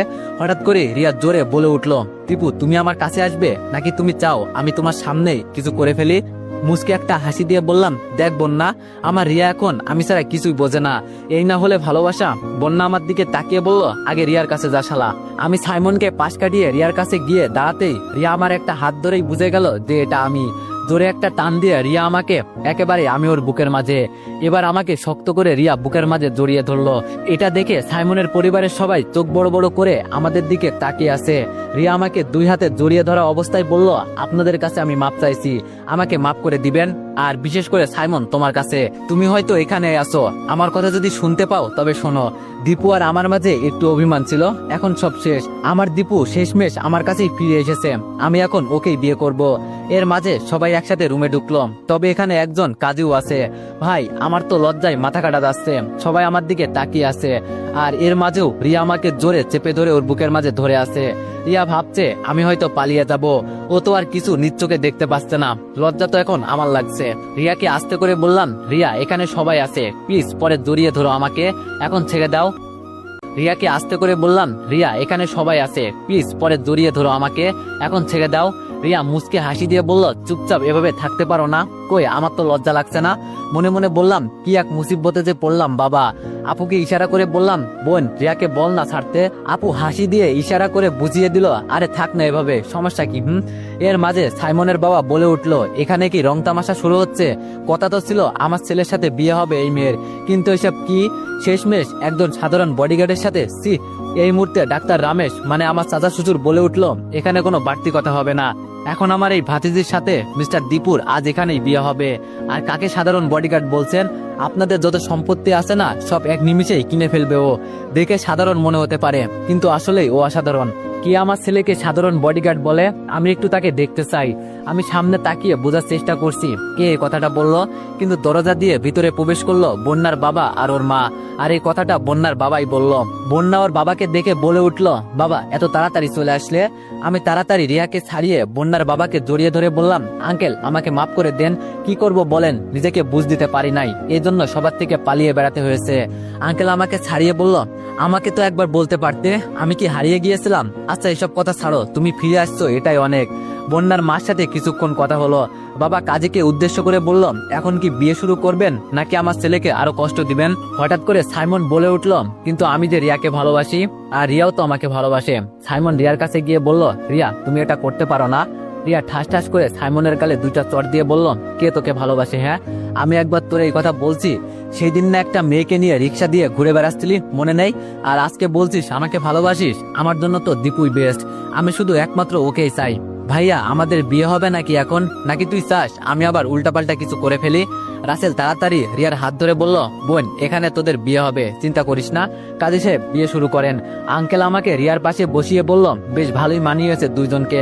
সাইমনের বাবা আবার বলে উঠল, কিন্তু এবার ডাক্তার আঙ্কেল রেগে বলল, এই বেটা বাঁচার ইচ্ছা থাকলে এখান থেকে চলে যা, নইলে। রাসেল ওর চাচাকে থামিয়ে বলল, আরে চাচা এত রাগ করার কি আছে? দেখো সাইমন তুমি কিছু মনে করো না, আসলে আমার বোন আর এই ছেলে অনেক আগে থেকে দুইজন দুজনকে অনেক ভালোবাসে, কোনো একটা কারণে ওরা একটু আলাদা ছিল, এখন সব ঠিক হয়ে গেছে, তুমি অন্য কোনো মেয়ে দেখে বিয়ে করে নিও, কেমন? এই কথা শুনে সাইমনের পরিবার সবাই চলে গেল। দেখতে দেখতে আমাদের বিয়ে হয়ে গেল। চাচা শ্বশুর বলে গেল হাসপাতালে নাকি রিয়াকে আরো 2 দিন থাকতে হবে। কি আর করার, আমার বউয়ের পাশে তো আমাকেই থাকতে হবে। রাতে সবাইকে বিদায় করে দিলাম আর বললাম আমি থাকতে আমার বউয়ের পাশে কাউকে লাগবে না। চেয়ারে বসে আছি, তখন রিয়া বলল, দীপু আসো নাকি? আমি বললাম, তোমার কি মনে হয় আমি তোমার পাশ থেকে চলে যাব? যদি আমার বইয়ের কিছু প্রয়োজন হয় তখন কে এনে দিবে? হ্যাঁ। রিয়া আমার হাত ধরে বলল, দরজাটা লাগিয়ে এসো। আমি বললাম, কেন, খোলাই থাক। রিয়া বলল, তোমাকে যেটা বলছি তাই করো, বউয়ের কথা তো শুনতেই হবে। দরজা লাগিয়ে আবার রিয়ার পাশে বসলাম। রিয়া আমার হাত টান দিয়ে বলল, আমার পাশে শুয়ে পড়ো। আমি বললাম, না থাক, আমি এভাবেই ঠিক আছি, অল্প জায়গা, পরে তোমার কষ্ট হবে। রিয়া বলল, এই এত কথা বলো কেন তুমি, যা বলছি তাই করো। রিয়া আমার হাত ধরে টান দিয়ে ওর পাশে শুয়ে দিল। রিয়া আমার বুকের মাঝে জড়িয়ে ধরে সুন্দর করে শুয়ে আছে। আস্তে করে বলল, এখন জায়গা হয়েছে? আমি বললাম, পাগলি, তোমার বুদ্ধি আছে বলতে হবে। রিয়া বলল, বাবু। আমি বললাম, বলো। রিয়া বলল, আজকে আমি অনেক খুশি, তোমাকে আমার জীবন সাথী হিসাবে পেয়েছি, এখন আমার আর কিছুই লাগবে না। রিয়াকে শক্ত করে জড়িয়ে ধরে বললাম, আমিও আজকে অনেক খুশি বাবু। রিয়া বলল, আজকে আমাদের বাসর রাত। হ্যাঁ, এই বাসর রাত নিয়ে আমার অনেক ইচ্ছা ছিল, কিন্তু আজকে দেখো আমি হাসপাতালের বেডে শুয়ে আছি, তোমার ইচ্ছা পূরণ করতে পারি নাই আমি, আমাকে মাফ করে দাও। আমি বললাম, রিয়া এখন কিন্তু বেশি হয়ে যাচ্ছে, এই বিয়ে তো আমাদের দুইজনকে এক করার জন্য হয়েছে, তুমি আগে সুস্থ হও, তারপর ধুমধাম করে আমাদের বিয়ে আবার নতুন করে হবে, তখন আমাদের দুইজনের সব ইচ্ছা পূরণ হবে, সবাই নতুন করে জানবে তুমি আমার বউ, ঠিক আছে তো? রিয়া আমার গালে চুমু দিয়ে বলল, আমার লক্ষ্মী জামাই, অনেক বুদ্ধি আছে দেখি তোমার। আমি বললাম, সে তো আছেই। আচ্ছা রিয়া, কিছু খাবে তুমি? বাইরে থেকে নিয়ে আসবো নাকি? রিয়া বলল, আরে না, লাগবে না কিছু, কিছুক্ষণ আগে তো আম্মু আমাকে খাইয়ে দিয়ে গেছে, তুমি কিছু খেলে নিয়ে আসো। আমি বললাম, আমি তো খাবোই, তবে তোমার ঠোঁট। রিয়া আমার বুকে কিল ঘুষি দিয়ে বলল, যা শয়তান, মুখে কিছু আটকায় না, সব জায়গায় সব বলতে নেই, জানো না তুমি? আমি বললাম, আমি আমার বউকে যা ইচ্ছা তাই বলবো, তোমার কোনো সমস্যা? রিয়া বলল, খুব অধিকার দেখানো হচ্ছে এখন, তাই না? আমি বললাম, এটাই তো স্বাভাবিক, আমার বউয়ের উপর আমি অধিকার দেখাবো না তো কার উপর দেখাবো? রিয়া বলল, আমি কি না করছি তোমাকে? আচ্ছা দীপু, তোমাকে একটা কথা বলবো। আমি রিয়ার মুখ থেকে চুল ছড়িয়ে দিতে দিতে বললাম, এজন্য কি আর অনুমতি নিতে হয় পাগলি, বলো। রিয়া বলল, তাবান্নাকে মনে আছে তোমার? আমি বললাম, ও না থাকলে আমরা হয়তো আজকে আর ফিরে আসতে পারতাম না, তবে আগে তোমার চোখ ভালো হোক, পরে আমরা ওদের গ্রাম থেকে বেরিয়ে আসবো, কেমন? রিয়া বলল, তাহলে ঠিক আছে। আচ্ছা এখন তুমি আমার মাথায় একটু হাত বুলিয়ে দাও, আমি একটু ঘুমাই, অনেক ঘুম পেয়েছে আমার। আমি বললাম, তুমি ঘুমিয়ে পড়ো, আমি হাত বুলিয়ে দিচ্ছি তোমার মাথায়। রিয়া আমার ঠোঁটে একটা চুমু দিয়ে বলল, গুড নাইট বেবি, তুমিও ঘুমিয়ে পড়ো। রিয়ার সাথে হাসপাতালে 2 দিন থেকে বাসায় চলে গেলাম, তবে রিয়াকে আমাদের বাসায় যেতে দেয় না, বলছে চোখ ভালো হওয়ার পরে আবার নতুন করে বিয়ে হবে ধুমধাম করে আমাদের। এরপর এখন আমি আমার বাসায়, রিয়া রিয়ার বাসায়। এখন আগের থেকেও আরো বেশি কষ্ট হয়, কেন জানেন? বউ আছে, এরপরও বউকে বুকে নিয়ে ঘুমাতে পারি না, এর থেকে কষ্ট আর কি হতে পারে বলেন? তবে প্রতিদিন ওর সাথে ফোনে কথা হয়, তবে মনের আফসোস মিটে না। এটা বুঝবে তারা যারা বিয়ে করছে। একদিন রাতে রুমে শুয়ে শুয়ে চিন্তা করছি কেমন হয় যদি রাতের বেলায় রিয়ার সাথে দেখা করি। এখন বর্তমানে ও তো আমার বিয়ে করা বউ। জানালা দিয়ে লাফ দিয়ে বের হলাম যাতে আমার পরিবার কেউ জানতে না পারে আমি যে রিয়ার সাথে দেখা করতে যাচ্ছি। বাইরে একটা দোকান থেকে রিয়ার জন্য আইসক্রিম কিনলাম আর 100 টাকার ফুচকা। ঘড়িতে এখন প্রায় 11টার কাছাকাছি বাজে। গিয়ে দেখি দারোয়ান বেটা বসে বসে মশা মারছে। আমি গিয়ে ওর হাতে 500 টাকা ধরিয়ে দিতেই বলল, আপনি এই বাসার জামাই, যখন পারেন তখন আসবেন, টাকা লাগবে কেন? আমি বললাম, আরে রাখো, সমস্যা নেই, তবে আমি যে এখানে আসছি কাউকে বলবে না, কেমন? দারোয়ান আমাকে ভিতরে নিয়ে গিয়ে একটা মই দিয়ে বলল, এটা দিয়ে উপরে উঠে যান, কেউ টেরও পাবে না। মনে মনে বললাম, টাকা দিলেই দেখি সব ওকে। বাবা, বিষয়টা খুব সুন্দর না? শব্দ না করে লাফ দিয়ে ভিতরে চলে গেলাম। রিয়া বিছানায় শুয়ে ঘুমানোর চেষ্টা করছে, বুঝতে পারছি কারেন্টের কারণে ঘুমাতে পারছে না। বাংলাদেশে একটাই সমস্যা, গরম পড়লেই ওরা কারেন্ট নিয়ে খেলা করে। ইস, আমার জানটা কেমন ঘেমে একাকার হয়ে গেছে। রিয়ার টেবিলের উপর ফুচকার আইসক্রিম রাখলাম। আস্তে আস্তে আমিও বিছানায় উঠে রিয়াকে জড়িয়ে ধরলাম, কিন্তু রিয়ার কোনো রিয়াকশন করে নাই। উল্টো আমাকে প্রশ্ন করলো, এতদিন পর আমার কথা তাহলে মনে হয়েছে স্যারের? রিয়ার কথা শুনে আমি সত্যি অবাক হয়ে গেছি। ও কিভাবে জানে যে আমি এখানে? রিয়াকে আরো শক্ত করে জড়িয়ে ধরে বললাম, তুমি কিভাবে জানো রিয়া আমি এখানে এসেছি? রিয়া বলল, তোমার শরীরে আলাদা একটা ঘ্রাণ আছে, যেটা আমার নাকে আসলে আমি বুঝে যাই তুমি আসছো। এখন এভাবে জড়িয়ে না ধরে ছাড়ো তো, গরম লাগছে অনেক। আমি বললাম, ইস, আমার বাবুটা অনেক ঘেমে গেছে, চলো তাইলে আমি তোমাকে গোসল করিয়ে দিই। রিয়া আমার হাত ছাড়িয়ে বলল, সবসময় লুচ্চামি করার ধান্দায় থাকো না। আমি বললাম, আমার বউয়ের সাথে আমি কি করব না করব সেটা আমার মার্জি। এখন ওঠো, গিয়ে দেখো টেবিলের উপর ফুচকার আইসক্রিম রাখা আছে, যেটা পছন্দ হয় সেটা খেয়ে নাও। রিয়া আমার গালে চুমু দিয়ে বলল, আমার লক্ষ্মী সোনা। আমাকে ছেড়ে রিয়ার টেবিলের উপর থেকে একটা আইসক্রিম নিয়ে খেতে লাগলো। আমি রিয়ার দিকে তাকিয়ে বললাম, আচ্ছা রিয়া, তোমার কোনো অসুবিধা হয় না? এই যে তুমি এখন চোখে দেখো না। রিয়া বলল, বাবুর আব্বু, একটু হয়, তবে আমার এখন সবকিছু চেনা হয়ে গেছে। বলতে পারো এই বাসার সবকিছু আমি জানি কোথায় কি আছে, তাই এখন আর তেমন অসুবিধা হয় না। আচ্ছা, তুমি কি আইসক্রিম খাবে? আমি বললাম, আগে আমার কাছে আসো, দূর থেকে বললে হবে না তো।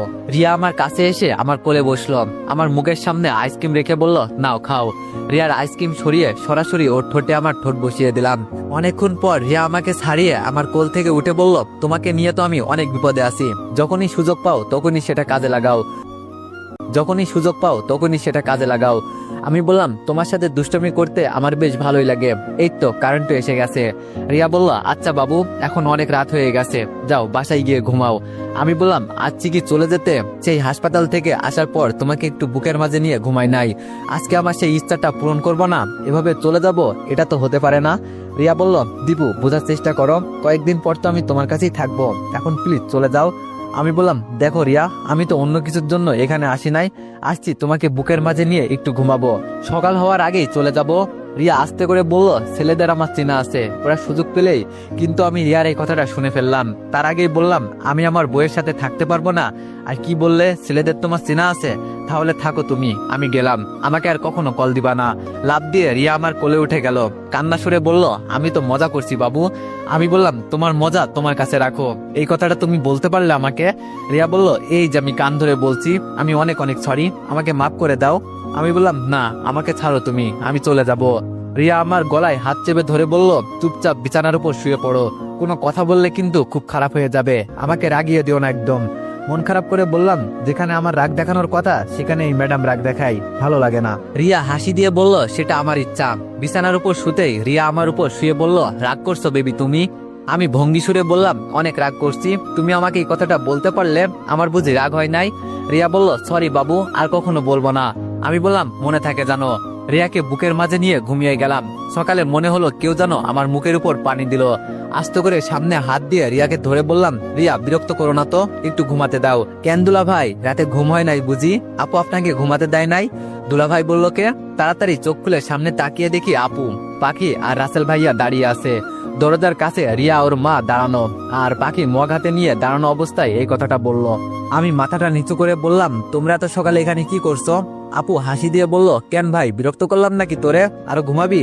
রাসেল ভাইয়া মুখ টিপে হাসতে হাসতে বলল, তুমি এখানে কিভাবে আসলে দীপু, বুঝলাম না তো। আমি লজ্জা পেয়ে বললাম, না মানে রিয়া আমার সামনে এসে বলল, এই তোমরা সবাই এখান থেকে যাও তো, আমার স্বামীকে কেউ বিরক্ত করো না একদম। পাখি হাসি দিয়ে বলল, ভালোই তো স্বামী ভক্ত হয়েছো দেখি আপু। যেতে যেতে আপু বলল, তাড়াতাড়ি ফ্রেশ হয়ে নিচে আয়, নাস্তা করে পরে ঘুমাস। সবাই যেতেই রিয়াকে কাছে টেনে বললাম, ওরা এখানে কিভাবে আসলো? তুমি কি দরজা খুলে দিছো? রিয়া মুখ বাঁকিয়ে বললাম দিয়েছি তো কি করব, দরজা লাগিয়ে বসে থাকবো? আমি বললাম নিজের ভিতরে তো একটু লজ্জা নেই, আমাকে আর নির্লজ্জ বানিয়েন না। রিয়া বলল এখন এত কথা আর বলিয়েন না স্যার, যা হয়েছে তা তো হয়েছেই, যান আগে গিয়ে ফ্রেশ হয়ে আসেন। আমি বললাম আচ্ছা তুমি বসো, আমি আসছি। ফ্রেশ হয়ে বাইরে আসতে রিয়া বলল চলো এখন নিচে যাওয়া যাক। আমি বললাম চলো। রিয়া আমার কাছে এসে বলল আমাকে কোলে নিয়ে নিচে যাও। আমি বললাম রিয়া এমনিতেই রাতে এখানে পালিয়ে আসছি, আবার এর মাঝে তোমাকে কোলে নিয়ে নিচে গেলে আমার মান ইজ্জত সব শেষ হয়ে যাবে। রিয়া বলল তোমার মান ইজ্জতের গুলি মারি, তাড়াতাড়ি করো, সবাই আমাদের জন্য অপেক্ষা করছে। কি আর করার, বইয়ের হুকুম মানতে তো হবেই।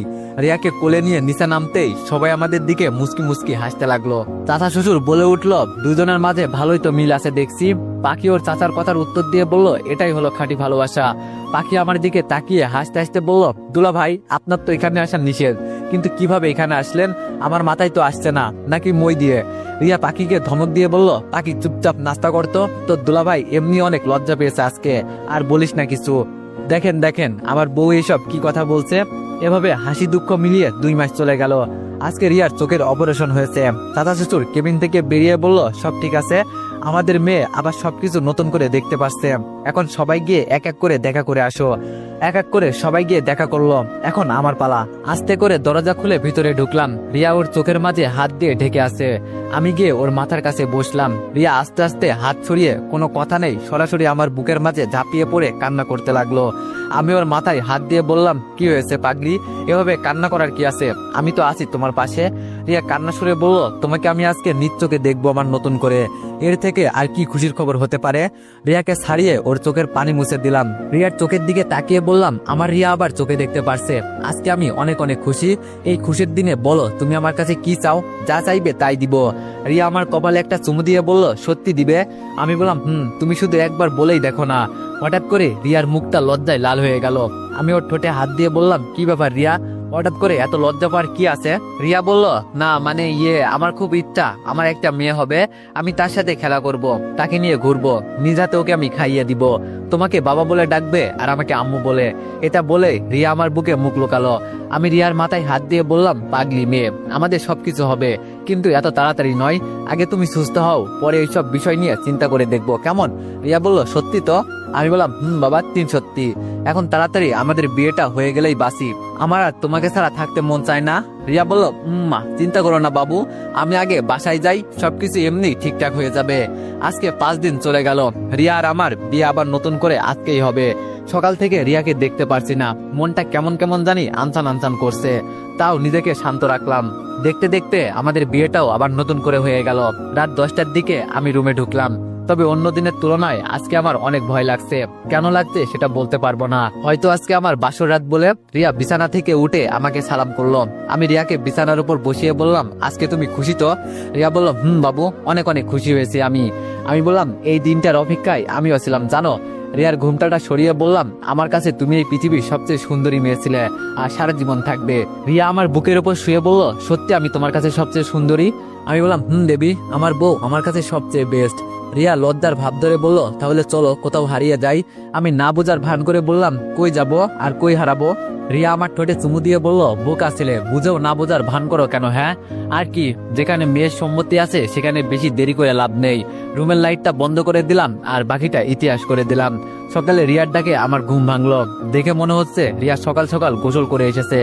আমি ওকে জড়িয়ে ধরে বললাম এত সকালে উঠে কি করবো? রিয়া বলল কি করব মানে, হেলিকপ্টার রেডি আছে, আমাদের যেতে হবে। আমি রিয়ার দিকে অবাক দৃষ্টিতে তাকিয়ে বললাম হেলিকপ্টার রেডি আছে মানে, বুঝলাম না। রিয়া আমার হাত ছাড়িয়ে বলল আরে আমার বোকা জামাই, আমাদের তো বিয়ে হয়ে গেছে, তাই ভাবলাম কোথা থেকে একটু বেরিয়ে আসি। তাই ভাবলাম তামান্নাকেও দেখে আসা হলো, ওদের গ্রামটা ঘোরার বাকি ছিল আমার, সেটাও দেখে আসলাম। আমি বললাম কিন্তু তোমাদের বাসায় তো যেতে হবে না? রিয়া বলল আরে এইসব আমার উপর ছেড়ে দাও, আর আমার বাবার সাথে কথা হয়েছে, তোমাকে চিন্তা করতে হবে না। আমি বললাম এই না হলে আমার বউ, আমার কিছু করতে হয় না, তার আগে আমার বউ সবকিছু রেডি করে ফেলে, আমি তো এখন শুধু বসে বসে খাবো। রিয়া বলল সে পরে দেখা যাবে, আগে চলো। সবকিছু রেডি করে সবার থেকে বিদায় দিয়ে রওনা দিলাম। যেতে যেতে অনেকটা সময় হয়ে গেল। যখন মরুভূমিতে আমাদের হেলিকপ্টার ল্যান্ড করলো, তাকিয়ে দেখি তামান্নাদের গ্রামে অনেকে এখানে দাঁড়িয়ে আছে। রিয়াকে নিয়ে হেলিকপ্টার থেকে নামলাম। লাইলি আমাদের দেখে আমাদের কাছে এগিয়ে আসলো, এসে জিজ্ঞেস করলো সত্যি তোমাদের জুটিটা বেস্ট, তো বিয়ে হয়ে গেছে কি তোমাদের? আমি একটা হাসি দিয়ে বললাম, তবে আগের মতো আর মিথ্যা বিয়ে না, সত্যি সত্যি বিয়ে হয়েছে আমাদের। আমি একটা হাসি দিয়ে বললাম, তবে আগের মতো আর মিথ্যা বিয়ে না, সত্যি সত্যি বিয়ে হয়েছে আমাদের। তো তামান্নার সাথে কি দেখা করা যাবে? রিয়া আমার দিকে তাকিয়ে বলল, রাজমাতাকে তামান্না বলছো যে? রিয়ার দিকে তাকিয়ে হাসি দিয়ে বললাম, ও আমার ফ্রেন্ডের মতো, আর বিশেষ করে ওর ভিতরে কোনো অহংকার নেই। সেই দিন তুমি রাগ করে চলে গেলে। লাইলি আমাদের থামিয়ে বলল, এখন কি কথা বলবে নাকি যাবে? রিয়া আমার হাত শক্ত করে ধরে বলল, চলো। কিন্তু আমাদের বেশি দূরে যেতে হয় নাই, তামান্না নিজেই আমাদের বরণ করে নিতে আসছে। আমাদের দেখে দূর থেকে একটা হাসি দিয়ে বলল, আমি জানতাম সত্যিকারের ভালোবাসার জয় সবসময় হয়। তো কবে বিয়ে হয়েছে তোমাদের? আমি কিছু বলার আগে রিয়া বলে উঠল, এই তো গতকাল আমাদের বিয়ে হয়েছে, আর আজকেই আপনাকে দেখতে চলে আসলাম। তামান্না আমাদের ধন্যবাদ জানিয়ে বলল, সংসার জীবনে সুখী হও তোমরা, আর তোমরা এখানে যা কয়েকদিন থাকবে আমার বাসায় একসাথে থাকবে, কারণ তোমরা আমার কাছে বেস্ট অতিথি। বিশেষ করে দীপু, ওকে তো আমি আমার ফ্রেন্ড মনে করি। রিয়াকে ছেড়ে তামান্নার সাথে হাত মিলিয়ে বললাম, এজন্যই তো বিয়ের পরের দিন বন্ধুর সাথে দেখা করতে চলে এলাম। তামান্না হাসি দিয়ে বলল, রাস্তায় কোনো কথা বলা যাবে না, আগে বাসায় চলো। আমাদের জন্য আলাদা করে গাড়ি আনা হয়েছে, আর পাইলটকে লাইলি অন্য কোথাও নিয়ে গেল। রিয়া আমার হাত ধরে বলল, আমি কয়েকদিন তোমার সাথে ছিলাম না, আর এর ভিতরেই তামান্না তোমার ফ্রেন্ড হয়ে গেল। রিয়ার হাত ধরে ওর চোখে চোখ রেখে বললাম, সংসার ভেঙে দেয় কেন জানো? যদি সন্দেহ জিনিসটা চলে আসে। আমি এমন কোনো কাজ করি নাই যার জন্য তুমি আমাকে সন্দেহ করবে। তুমি ছাড়া আমি অন্য কোনো মেয়েকে নিয়ে স্বপ্ন দেখতে পারি নাই, তাই বলছি। আমাকে থামিয়ে দিয়ে রিয়া বলল, সরি বাবু, আমি তো এমনি মজা করলাম তোমার সাথে। আমি জানি তামান্না কতটা ভালো। বাসার ভিতরে যেতেই তামান্না বলল, যাও আগে গোসল করে ফ্রেশ হয়ে আসো, এমনি যেই গরম পড়ছে বাবা। রিয়ার সাথে ভিতরে গিয়ে বললাম, কি ম্যাডাম, সেই দিনের মতো কি আবার চোখ বন্ধ করতে হবে নাকি? রিয়া আমার চোখের দিকে চোখ গরম করে তাকিয়ে বলল, আমি আর তোমার মাঝে কোনো পার্থক্য আছে এখন? তুমি আমার স্বামী, আমার সবকিছুই তো তোমার, তো এত কথা বলতে হবে না, বুঝলে? আমি বললাম, বুঝে গেছি ম্যাডাম। 3 দিন তামান্নাদের এখানে থেকে আবার বাসায় চলে গেলাম, কিন্তু বাসায় গিয়ে দেখি সাইমন ভিতরে বসে ওর পরিবার সহ। আমাদের দেখে আমার সাথে হাত মিলিয়ে সাইমন বলল, আমি কেমন আছি? বললাম, ভালো। সাইমনকে প্রশ্ন করলাম, কিন্তু তুমি হঠাৎ এখানে কি মনে করে? বন্যা আমার কাছে এসে আমাকে দূরে নিয়ে বলল, আমি সাইমনকে বিয়ে করব, ওকে আমার অনেক পছন্দ হয়েছে, তাই বাবা বিয়ের কথা বলছে ওদের সাথে। আমি মাথায় হাত দিয়ে বললাম, শেষমেশ এই ছেলেকে তোর পছন্দ হয়েছে, মনটা চাইছে? রিয়া বন্যার উদ্দেশ্য করে বলল, ভালো চয়েস আছে তোমার, বলতে হবে, কিন্তু শেষমেশ এই ছেলেকেই তোমার পছন্দ হবে সেটা আমি জানতাম না। আমি রিয়াকে ধরে রুমে নিয়ে এসে বললাম, সাইমন ছেলেটা ভালো আছে রিয়া। রিয়া বলল, এতটা ভালো নাই, তবে তুমি একটু খোঁজখবর নিয়ে দেখো কেমন। আমি বললাম, এটাই করতে হবে। রিয়ার কথায় আমিও সাইমনের খোঁজখবর নিলাম, তবে ভালোই আছে সাইমন, এতটা খারাপ নয়। 2-1টা মেয়ের সাথে প্রেম করে, বলছে বিয়ের পর সব ছেড়ে দিবে আর বন্যার সাথে লন্ডনে চলে যাবে। সেই দিন মায়ের পরিবার সবাই আমাদের বাসায় আসছিল। হাইমের সাথে নাকি মায়ের বিয়ে হবে, শুনে বেশ ভালোই লাগলো। আমিও জানতাম হাইম মায়াকে পছন্দ করে, তবে এখন আমি আমার রিয়াকে অনেক ভালোবাসি, অনেক সুখে আছি আমরা। কিন্তু আজকে অফিসে যাওয়ার পথে হুবহু রিয়ার মতো কাউকে দেখলাম, যেটা দেখে আমার শ্বাস প্রশ্বাস এক মুহূর্তের জন্য যেন বন্ধ হয়ে গিয়েছিল। এক রিয়া আমার বউ, তাহলে একে কোনোদিন দেখে নাই তো, নাকি রিয়ার কোনো যমজ বোন আছে? বিকালে অফিস থেকে যখন বের হব, আবার সেই হুবহু নকল রিয়ার সাথে আবার আমার দেখা হলো। আমাকে দেখে শুধু একটা মুচকি হাসি দিয়ে চুল উড়িয়ে চলে গেল, হাতে একটা চিঠি দিয়ে গেল, যেটাতে লেখা ছিল, আমি আপনার খুব কাছের একজন মানুষ।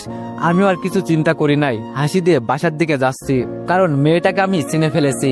তো এভরিওয়ান, গল্পটি এখানে শেষ হচ্ছে।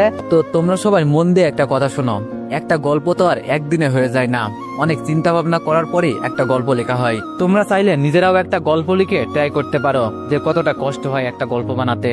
তো যাই হোক, আমি ওই বিষয় নিয়ে কথা বলতে চাই না।